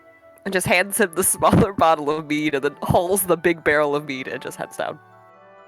Owen smiles and accepts the bottle. Of course. And Ishri puts on a big smile. We celebrate. Because we're still alive now.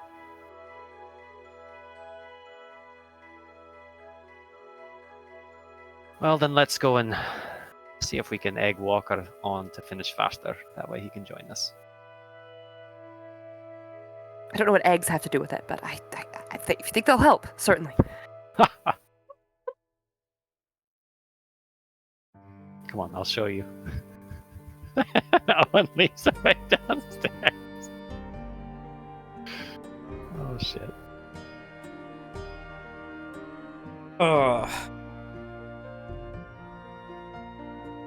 Guys, finish this intense conversation. Everything is eventually brought into the McDurk temporary residences. I want him to neg me. What? I think rather than actually disturb Walker's work, Owen's going to lead Ishri to the kitchen, and he's going to do his best to explain how an egg can be used under the proper circumstances to force someone to go faster at certain tasks. How the hell? Break off a piece of that for us, Nick. Nicholas. Well, you see, Ishri, Mr. Martini. I mean, you know what an egg is, right? And he kind of holds one up between his index finger and his thumb.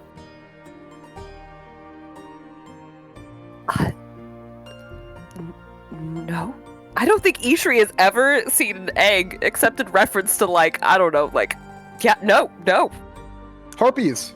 She has had an omelet, but never seen an egg. She doesn't know what it comes from. No. Mm-hmm. She was just eating this weird spongy material that she didn't know what the fuck was. Random shit. So it's like this. You've got a chicken, and chickens lay eggs, and eggs are delicious, and they are also used in other things like butter and cakes, you know, things like that. You know. But Ishri nods, not knowing. They're also on the inside. They're, you know, kind of hard on the inside, but I don't. Fuck you, William. I don't know what I'm talking Owen about. doesn't know what the fuck eggs go in. William, let him be in canon. I'm trying to model. Can you fuck off? Oh. They're hard on the outside, but on the inside, it's kind of, you know, liquidy. So sometimes, if you really want somebody to go faster, say you're running, right, and you've got an egg, or I'm sorry, somebody else is running and you've got an egg. If you throw it at them, they might go faster because they don't want to be drenched in the egg on the inside. You know, does that make sense? No. Can I have one? Sure, Ishri. Here you go. Oh my god! And hands over the edge. It is a slightly like gray-brown with little tinges of white egg. So it's mostly for running. Okay, fantastic. Ishri puts it in her backpack. Ishri, No! They're quite delicate, and also they don't last a very long time. If you keep it in your bag, it's going to start smelling, or break and then start smelling. So how do you store them? I mean, you don't really. You kind of have to eat them as the chickens lay them. I mean, Owen would probably know that they actually, like, if you put them in a, like, relatively cool and dry place, they can actually last for a few weeks. I mean, Nick has no idea about eggs, so I'm talking out my ass. Okay. On saying that, Ishri pops the egg in her mouth and bites down on it. Oh, delicious. Oh no! Miss Salmonella. No! You said to eat it quickly. Oh no! So what is? Can you break me off a piece of Owen's visceral reaction? Oh, There's probably a moment where like she's like, oh, you eat it fast, and then she just like takes a bite out of it. There's like that split second where Owen's too far away to intervene and too slow, but that doesn't stop him from trying, and he like reaches out a hand and in slow motion he says no. And then when Ishri bites into it, an egg erupts onto her face. He kind of blushes a little bit and he says, well, that's what I get. Ishri probably spits it out all over the floor and gags a little bit. oh! Did Walker hear Owen yell no? And Ishri So I'd like to retching in the join this. kitchen. I mean, Ishri, you would hear.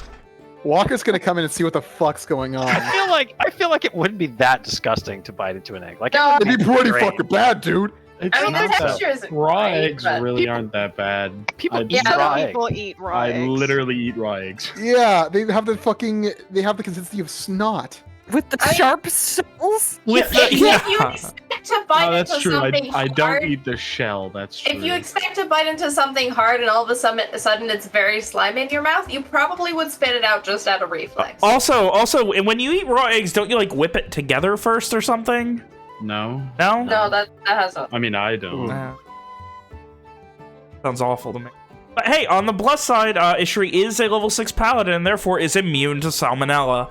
I mean, you probably wouldn't actually get salmonella from that, but Well, she definitely won't. Walker runs into the kitchen, hand on his crossbow, going, "The hell's happening?" It's all right, Walker. I was just trying to explain eggs to Ishri, and it didn't go. Walker's eyes home in on the fucking bit, egg on the the floor. object, and he'll ask, It's running down Ishri's face. She's got the other half of the egg still in her hand. Is there a bite taken out of that egg? Mm-hmm. Oh god, Walker if she has dropped that. it, it's probably like, Listen, Walker asks just that. let me get you some water, Ishri. I'll get the cloth. You can clean yourself up, and we can just forget this fiasco ever happened. That was almost as bad as that was terrible. Oh, and why did you have Ishri eat a raw egg? I didn't think she was going to take a bite out of it. You have to be clear with Ishri. She doesn't know better. I am sorry, Ishri. It's been a long day. Got to cook the eggs before. I'm sorry. I'm sorry. You don't eat eggshells, Ishri. The inside is what you eat, but only after cooking it. Oh, that makes so much sense. Walker grimaces, feeling bad that he wasn't around to. And he looks to Owen, disappointed. oh. Do we cook the eggs before we throw them at people, though? What the fuck are you telling her? And Owen exits stage left to get some water and a washcloth. Ishri, it's rude to throw eggs at people. Children throw eggs at people as pranks. But Owen said to throw them at people and they'd run faster to avoid being hit by the egg. It didn't make much sense, but I assumed there was maybe some weird magic around them or something. Walker just looks fucking dumbstruck, and then looks to wherever Owen exited. What the fuck? There's like some bustling sounds as he tries to scrounge up a washcloth. Eggs aren't magical, Ishri. People will be upset at you if you throw them at them. So I shouldn't throw this at you. No, I'd be upset at you if you threw it at me.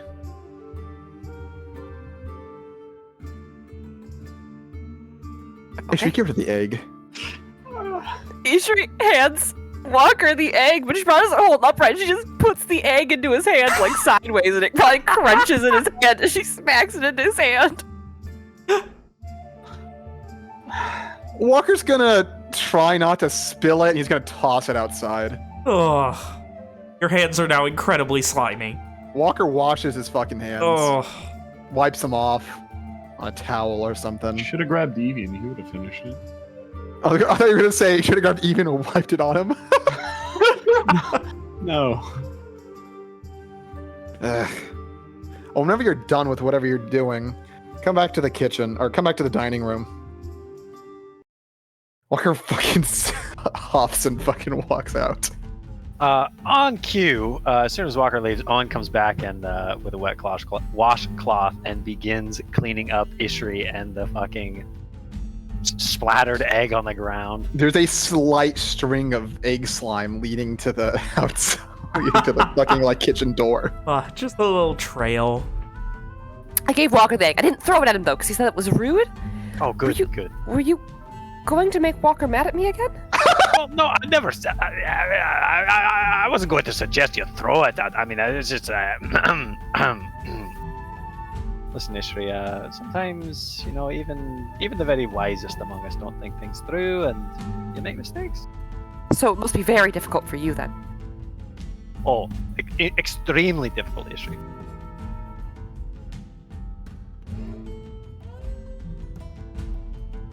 Ishri nods. He says as he wipes egg off her face. Ishri will wipe egg off her own face. But yeah. She looks up the washcloth, clean herself up, and say, Walker wants us in the kitchen. Without eggs. You mean the dining room? Yes. And in the kitchen. Yes. The room names are weird. Hoping to leave this conversation behind him, Owen will go to the dining room. Oh. Owen, who am I? Walker is, he is wiping the bowl with a rag, with a cloth of sorts. The cloth is heavily stained, like with a brownish liquid. It's called lacquer.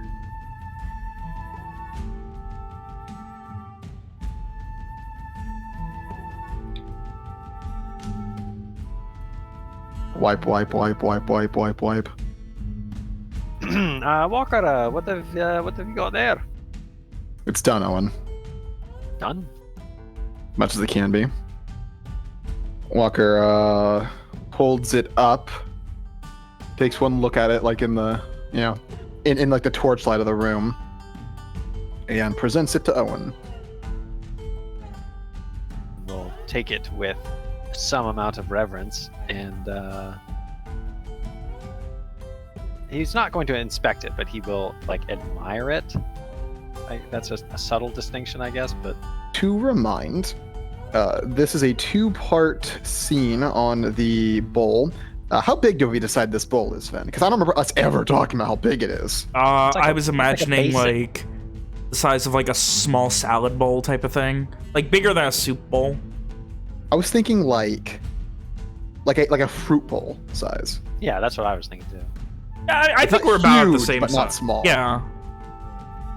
If you had to eat soup out of this, it'd be a lot of soup. That would be that's what I'm thinking. A lot of soup, but the size of one of those salads when everyone at the table orders salad at Olive Garden, that kind of size. There you go. So it's a 2-part scene, each being centered around a cabochon. One being I think it was topaz, and the other being a sapphire. Cabochon being a circular cut jewel. Embedded into the bowl itself. On the topaz side, the gem represents a sun, which surrounding the sun would be Owen's brothers, in a bit of a forested area, or I think a bit of a field. I think the other side's the forest. Of course, there's intricate detail on the faces that go off of Owen's own descriptions, and I think he might have shown him a portrait or something at one point. On the other side, he did sketches. On the other side, the sapphire represents a lake, which is in the midst of a forest with flowers around, similar to the ones that would appear when Owen sings. Once again, the work is thorough and pretty solid. While Walker isn't typically an artist, he definitely has the finesse to make detailed scenes. Of course, the wooden aspects of the bowl are varnished, lacquered, and this bowl will last. It's not going to break easily, and it is safe to store liquids in. The gems themselves are polished and shined. It's beautiful, Walker. I hope it will be suitable for your needs. I think it'll do. It is as significant a bowl as I could craft. I will show you tomorrow the fruits of your labor. Walker nods, accepting that.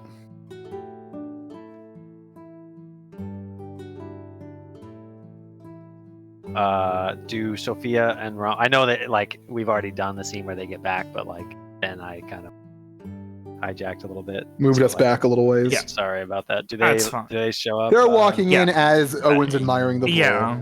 Easy peasy. We come bearing gifts, if you will. Yes. Walker, is this a job that you've completed?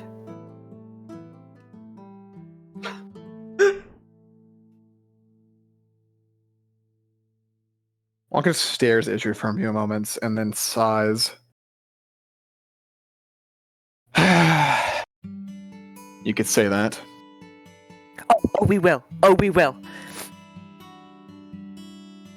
Ishri goes up to the mead and starts opening it, and she says to Walker, "I'm very sorry I scared you, and I'm very sorry I almost threw an egg at you."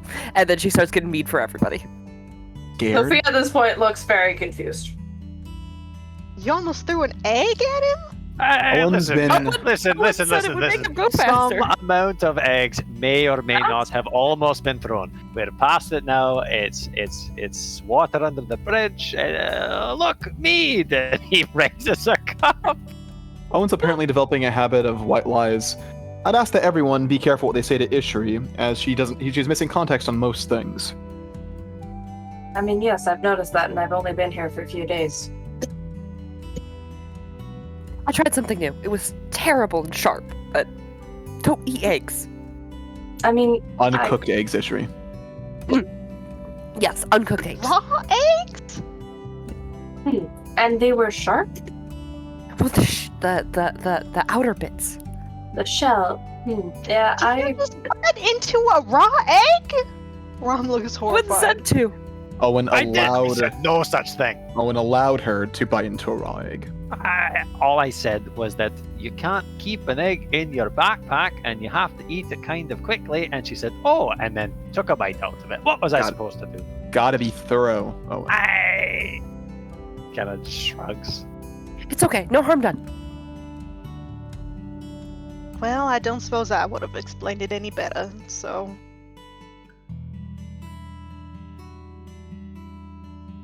Anyway, look at all this that we brought. Quite the... William can't think of the right word. It's quite the haul.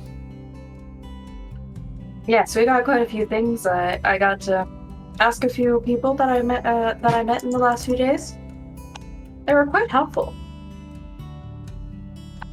Garish people are quite lovely, Owen. On behalf of the Gars, I thank you.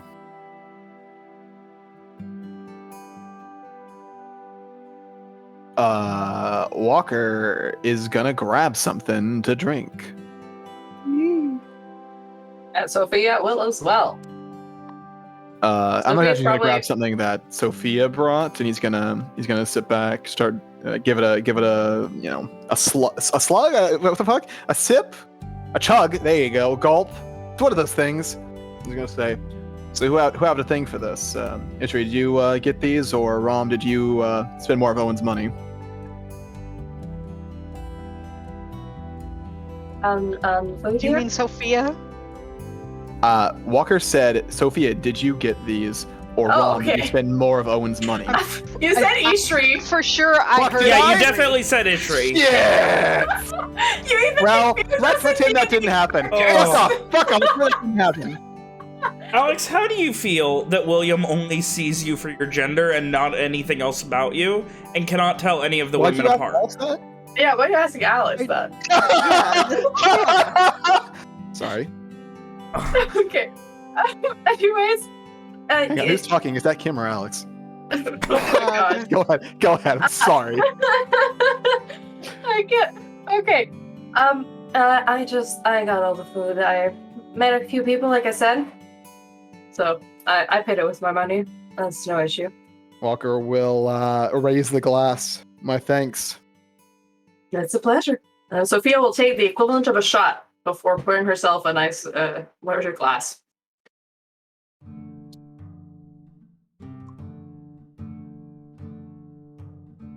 No. Ishri has grabbed everyone. I think Even was already there. She definitely grabbed Simon, even though I'm sure he'll be quiet, but she'll grab Simon as well. What do you all do for fun after a while drinking, then? It's been so long. There are things you do. Since we've had the any time to ourselves. Back in Dreswood, we more so were drinking depressively. There was some shitty news back then. In Verona, let's see, Lakar spent the entire time messing with me. Ugh.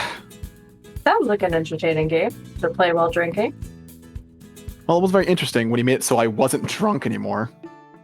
Ah, well, that's not so entertaining. Or he kind of like bangs the glass on the table to show you he's still mad about it. Go ahead. One time I got everyone to start dancing, and Ishri roots around in her bag and pulls out the signed autograph that she has from those drummers that one time. Oh man. Dancing while drinking is a fun thing to do. Aye, we had just gotten to Nashtamine. I introduced everyone, minus Evian, since he's been here before, the tradition of Garish bread bowls. Wait, no. That was your first bread bowl, wasn't it, Evian? That was sorry. indeed my first spread. You know, lots have happened. Damn near killed me. He loved it so much he cried. It did he now? And yet he lived. And I'm he's all gonna- the stronger for it. I'm gonna clarify that. Ishri, he cried because it was spicy. Was it now? It was, I think, right?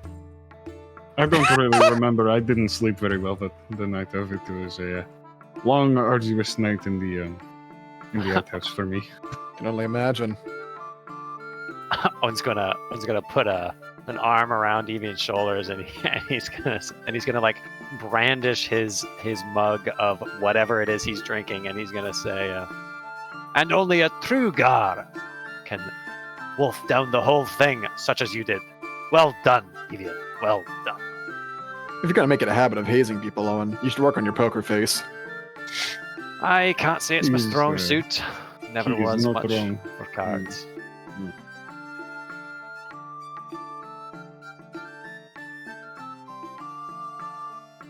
I mean, you all did seem to offend that lady that came by to give us back the spoons after you took them away.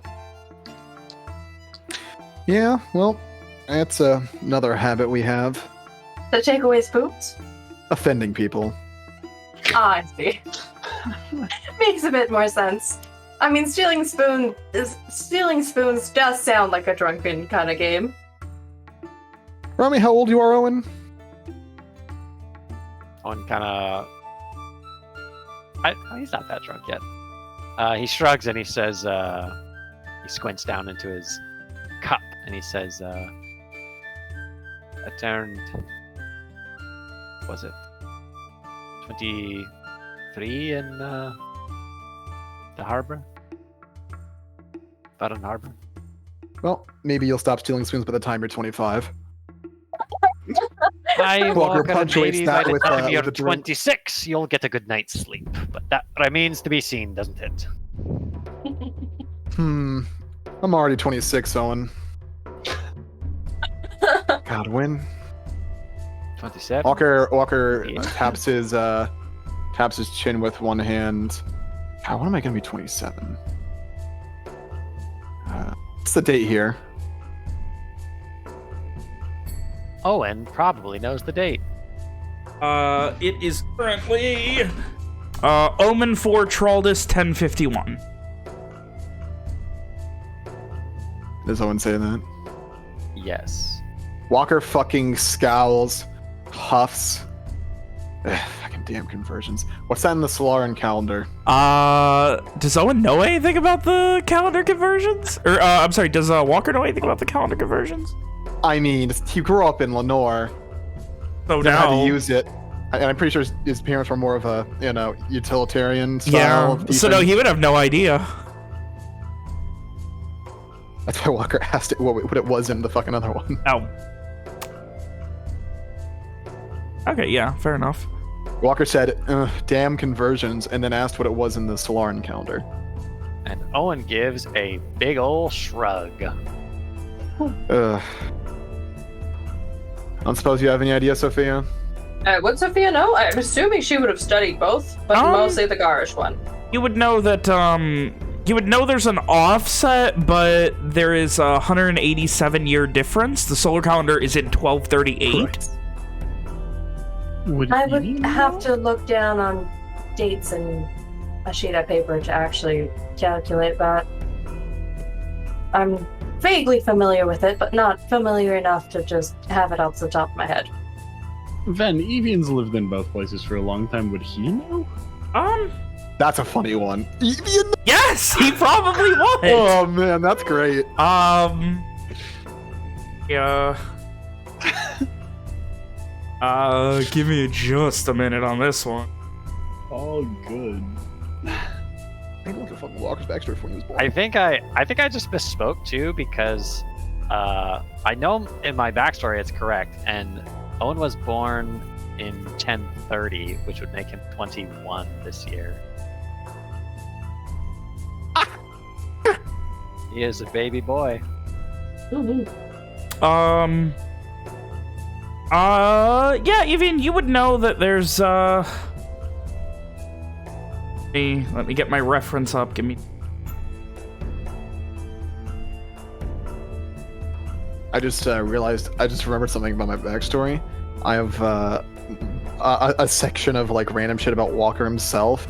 I have it written Moses Walker, and then parentheses it says Texas Ranger.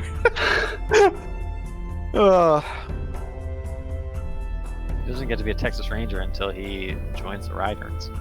Or just visits Garland. He'll be one of those people who just... He goes to Garland and like gets a cheap garish hat and like a Yeah. little, like he goes to a smith shop and gets like a faux badge. And he gets a fake horse. Yeah. It's a donkey. It's just a stick with like you know, like I don't know. It's a hobby horse. Yeah. It's a stick. Anyway, with carved so stuff. with enough conversion and like, you know, Walker telling you when he's born. I imagine Evian just says, I can help when You you're see born. Evian- Something like that. you see Evian just really hard for like 3 minutes. But you were able to essentially, like, after a bit of thought, kind of convert it. It is in Draco Alabastrian. He is born in 5 weeks is his birthday. Exactly 5 weeks from today.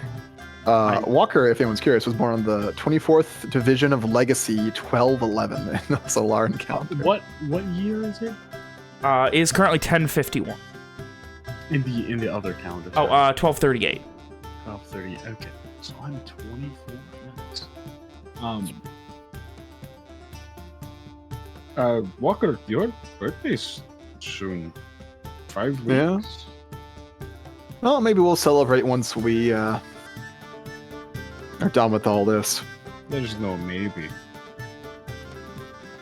You know the days you were born on? Yeah. Of course. How do you calculate age? Me straight. Well, you use the age, but we just go by year. I know what year I was born in, but the rest doesn't really matter. It's just an excuse to drink, Ishri. Seems to be a lot of those. Yeah. Walker Sometimes agrees, you need to- then drinks.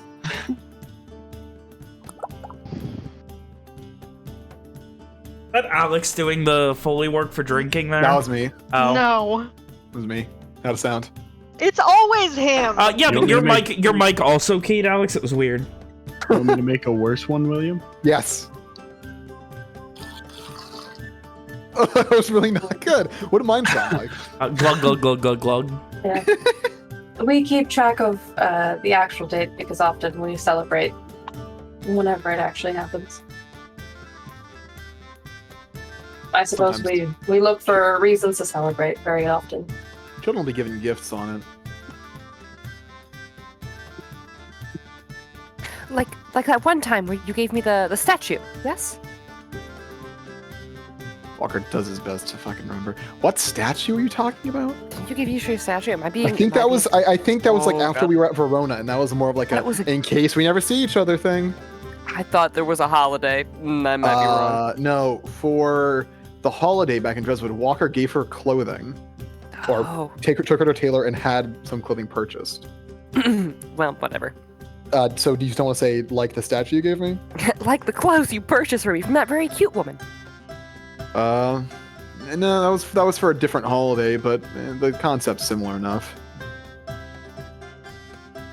Remember, it was the Day of Soul, except it wasn't actually on the day. We were in the Shadowfell all the time. Yeah, it's like a religious thing, but mainly a lot of people just use an excuse to get drunk or spend time with their family. Maybe they'll, if they live elsewhere, they'll go home and visit their folks or what have you. But it's custom to give out gifts.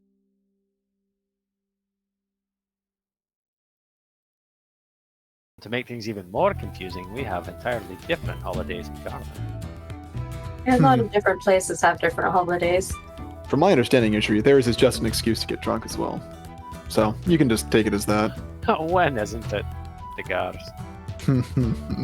Maybe that's why we don't have any, is because we don't have alcohol. That must be it.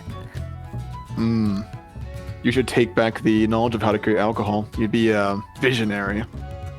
How do you make alcohol? Oh, it chuckles. That depends on what you're making it with. So like, you have ale, right? That's just like, fermented. barley or wheat or whatever, what have you, grain of some kind.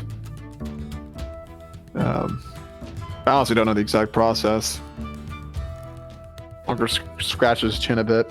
Fermentation often is related to growth of mushrooms and other such things on food of some kind, and there's a certain process. I don't know the exact details of it, but it's along the lines of having something aged in a bit of a specific environment. Usually it's tried to be pretty clean so that it doesn't grow any bacteria that would make it taste bad.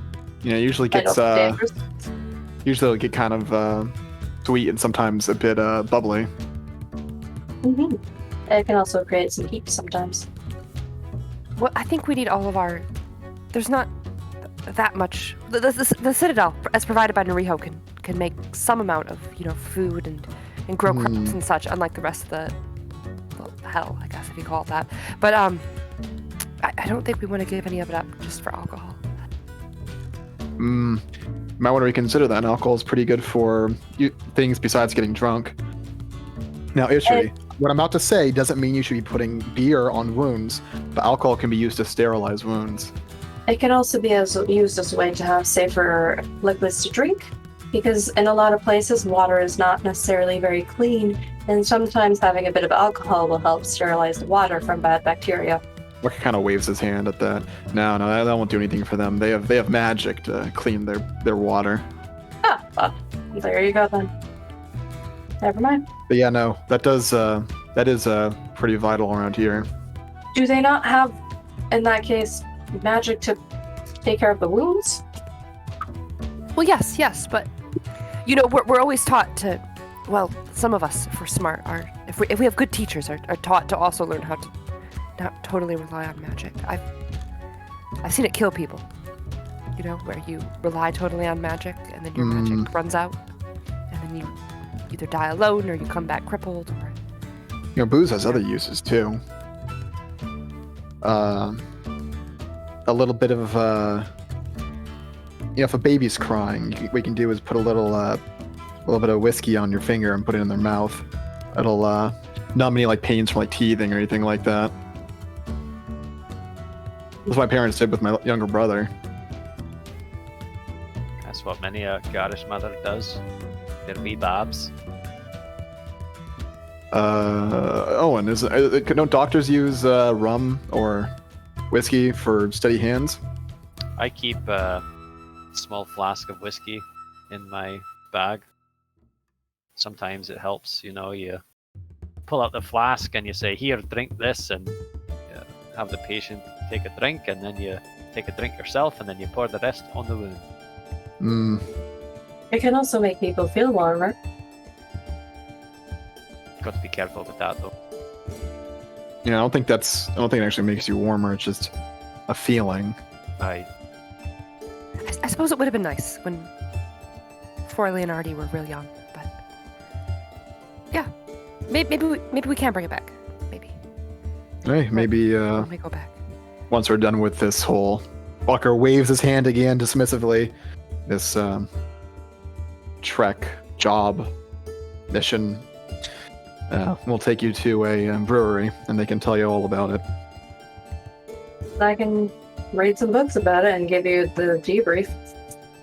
Ooh, how about this? How about you write the books in, I guess you don't know the common tongue, but in the devil language, and then we can give it to the flame tenders, and then they can actually implement it. Because, How do I learn the devil language? We're speaking it now. Oh, Lenorian? I mean, sure, I can write in Lenorian. Have we ever really talked about that? Why she calls Lenorian devil tongue? It is Elvish, Ishri, that is common. Your people's common language, is it not? Yes.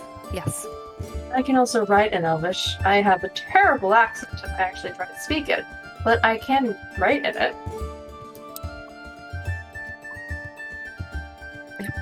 Ishri says to Sophia in Elvish, then, it would be nice, though, even if it's a terrible accent, to hear someone speak in the common tongue again. In the common tongue, with a bit of a broken accent and like probably not the best. Actually, she'd know the grammar. She just wouldn't have a very big vocabulary for pronunciation. I can speak a little bit, and it would be my pleasure to try and learn. Ishri just smiles at her. And then back to Lenore. I learned it mostly to read older books that were written in Elvish. They have very interesting historical books.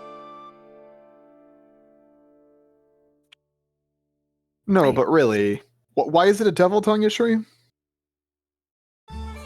Well, I guess it's the language of, like the old, like the rituals and like the old things and such. And you kind of learn it just because when you're magically adept, like someone like myself, they maybe think you're going to be a flame tender on Ember, so they teach it to you just in case you end up being a flame tender and you read all the old books and such. But it's just not something most people need to ever use. It's just So, the Citadel is in Lenore, or at least in the Shadowfell where Lenore is. Mm-hmm. And all of your old books are written in Lenorian. Mm-hmm. But then they call Lenorian a devil language. I guess. Yes, the common people do. I know, if you ask a flame tender, I'm sure I don't know what they do, but... But you've never heard, like, before you met us, the term Lenorian, right? No. I mean, to be fair, from Ishri's current views, I can very much agree that humans could be seen as the devil. There was something about the calendar as well that we were using, and someone got really excited about us It was being able to Lokar. reproduce. I don't know. It was Lokar. You use the same calendar Garland uses, but not Lenore.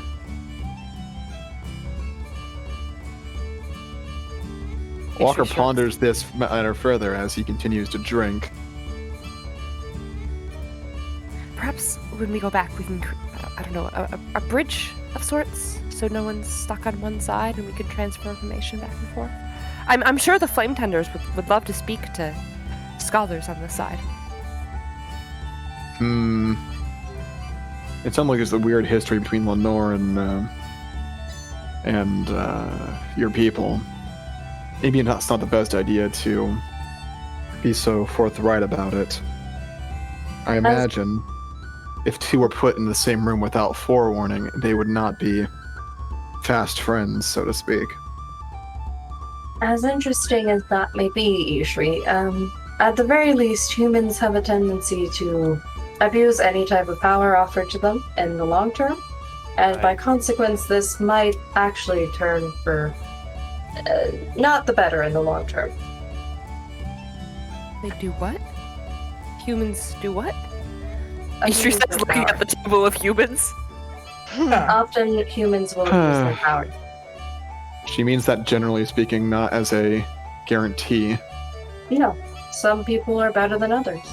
And I don't mean that in a more accomplished or they're more skilled. I mean it in a sense that Character.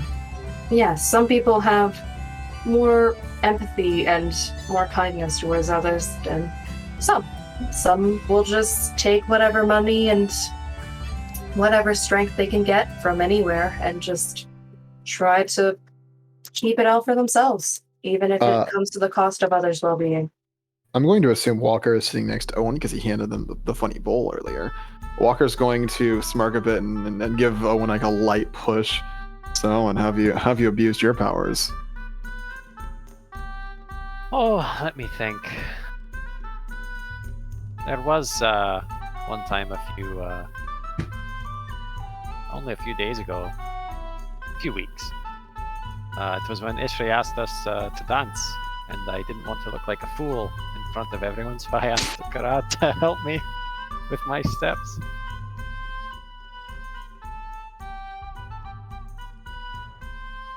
Walker fucking chortles. Owen smiles as well. What a way to abuse power. Dastardly. Evil. Oh, I mean, Walker, we can't have the young lord make a fool out of himself in the midst of a crowd.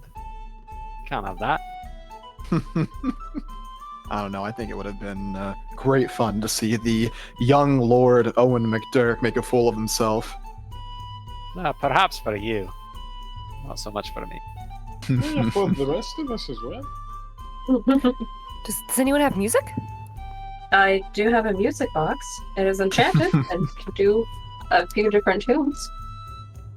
Ishri perks up, stands up, downs whatever glass she has, and says, "Well, let's watch everyone make a fool of themselves." Yes. Sophia's like, yes. Also downs her drink of heavy liquor, and then just starts up the music box into the most dance-like music that she has on the music box. Would you all think it's probably... bullshit? Sorry, go ahead. No, I was just gonna say probably not a very fast beat. Would you all think it's bullshit if I said Dreswood was the Lenorian home of square dancing? No, that checks out. Yeah, that checks out. You can teach Ishri the noble tradition of square dancing. You can teach Owen the noble tradition of hitchhiking. Wait a minute. Does someone have to wear a bikini? Wait a minute. Uh-oh, Really? Nick broke? No. You're talking about Hannah. Yes, Not Nick. Ishri. Are you also drunk, Nick? No, I'm just very tired.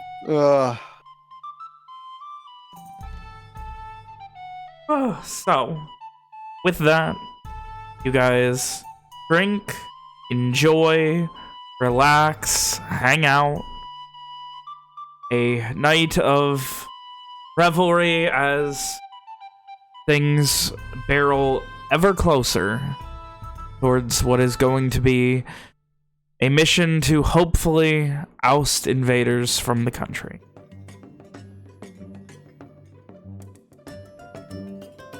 Is there anything else you guys wish to do for the night, or is it going to be drinking, snacking, and eventually passing out for you all?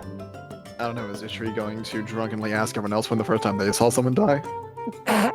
Just for fun, just some light dinner conversation. No, While she will we're not. dancing. No, but she will make everyone dance. She will, like, haul them up to their feet if she must.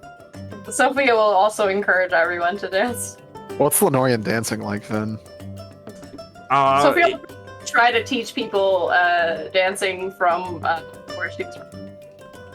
It's very... Lenorian dancing is, for the most part, on the more proper and reserved side. Think, you know, or like ball slow, dancing? yeah, ball dancing, things like that.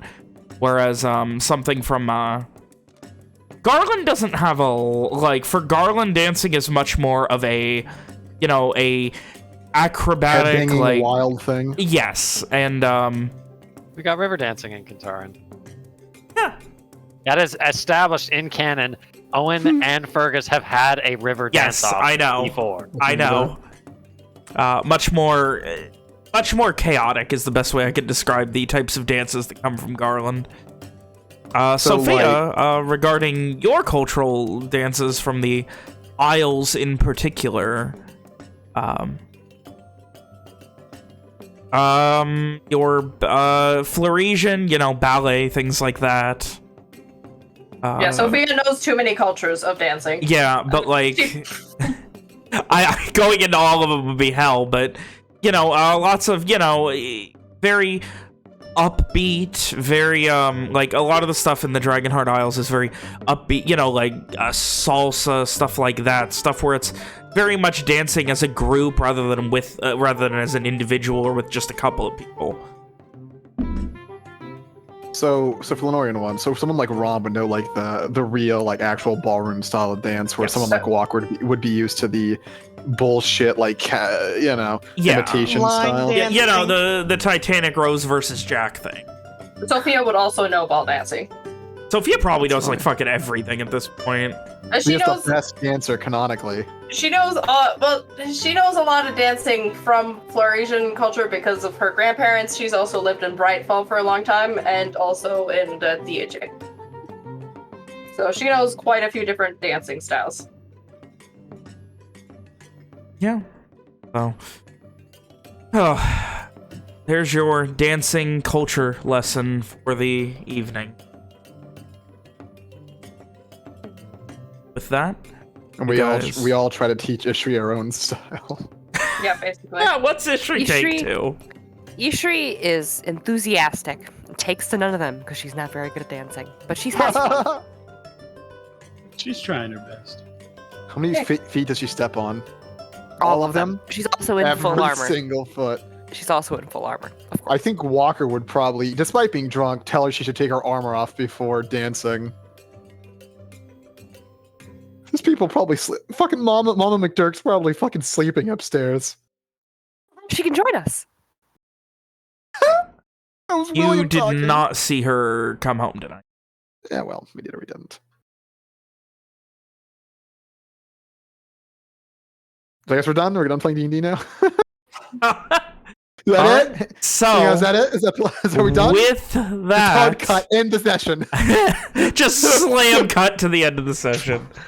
And cut.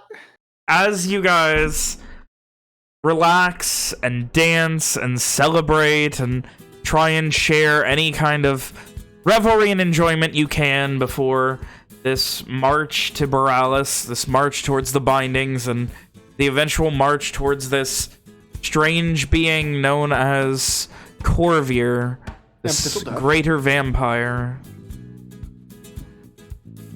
At least one more night, things are normal, things are happy, things are upbeat. And with that note of normalcy, we go ahead and end tonight's session. Pretty fun. Smash cut, just poof. Oh. Man, I miss D&D already. Can't it just be next week now? Let's skip. Let's skip. Let's play for another 6 hours. Let's not. I have to be up in 4 hours. That's fun. Healthy. Yeah, I do this thing on Thursdays now where I don't even try to go to bed. That's fun. It's I just probably got- for the best, I honestly. just kind of go take a shower, get a snack, and I just sit around, hang out. Huh. Well, Something. next week, the march towards your inevitable demise. Wait, we're not I- gonna keep hanging out in the city? We don't have like We 5 will, we other things won't. to do? Wait, I don't think you do. I think you finally are gonna get out of the I city. thought the rest of the campaign was just a city simulator. Oh I thought fuck, it was- Ben! I forgot to. Oh, fuck me, dude. Owen just needed to send that cloak to his dad. Okay, that's fine. We can. You know, wait, do you want Owen to have forgot, or is that something Owen would not have forgot? Nick wants Owen to keep the cloak, but I think it's a trade that I and Owen are willing to make the cloak for the fucking Funny body. the body, so All that he's right. not strung up. All right. Well, Wanted to keep. then that. there it is. That's D&D. Smash cut. So for the first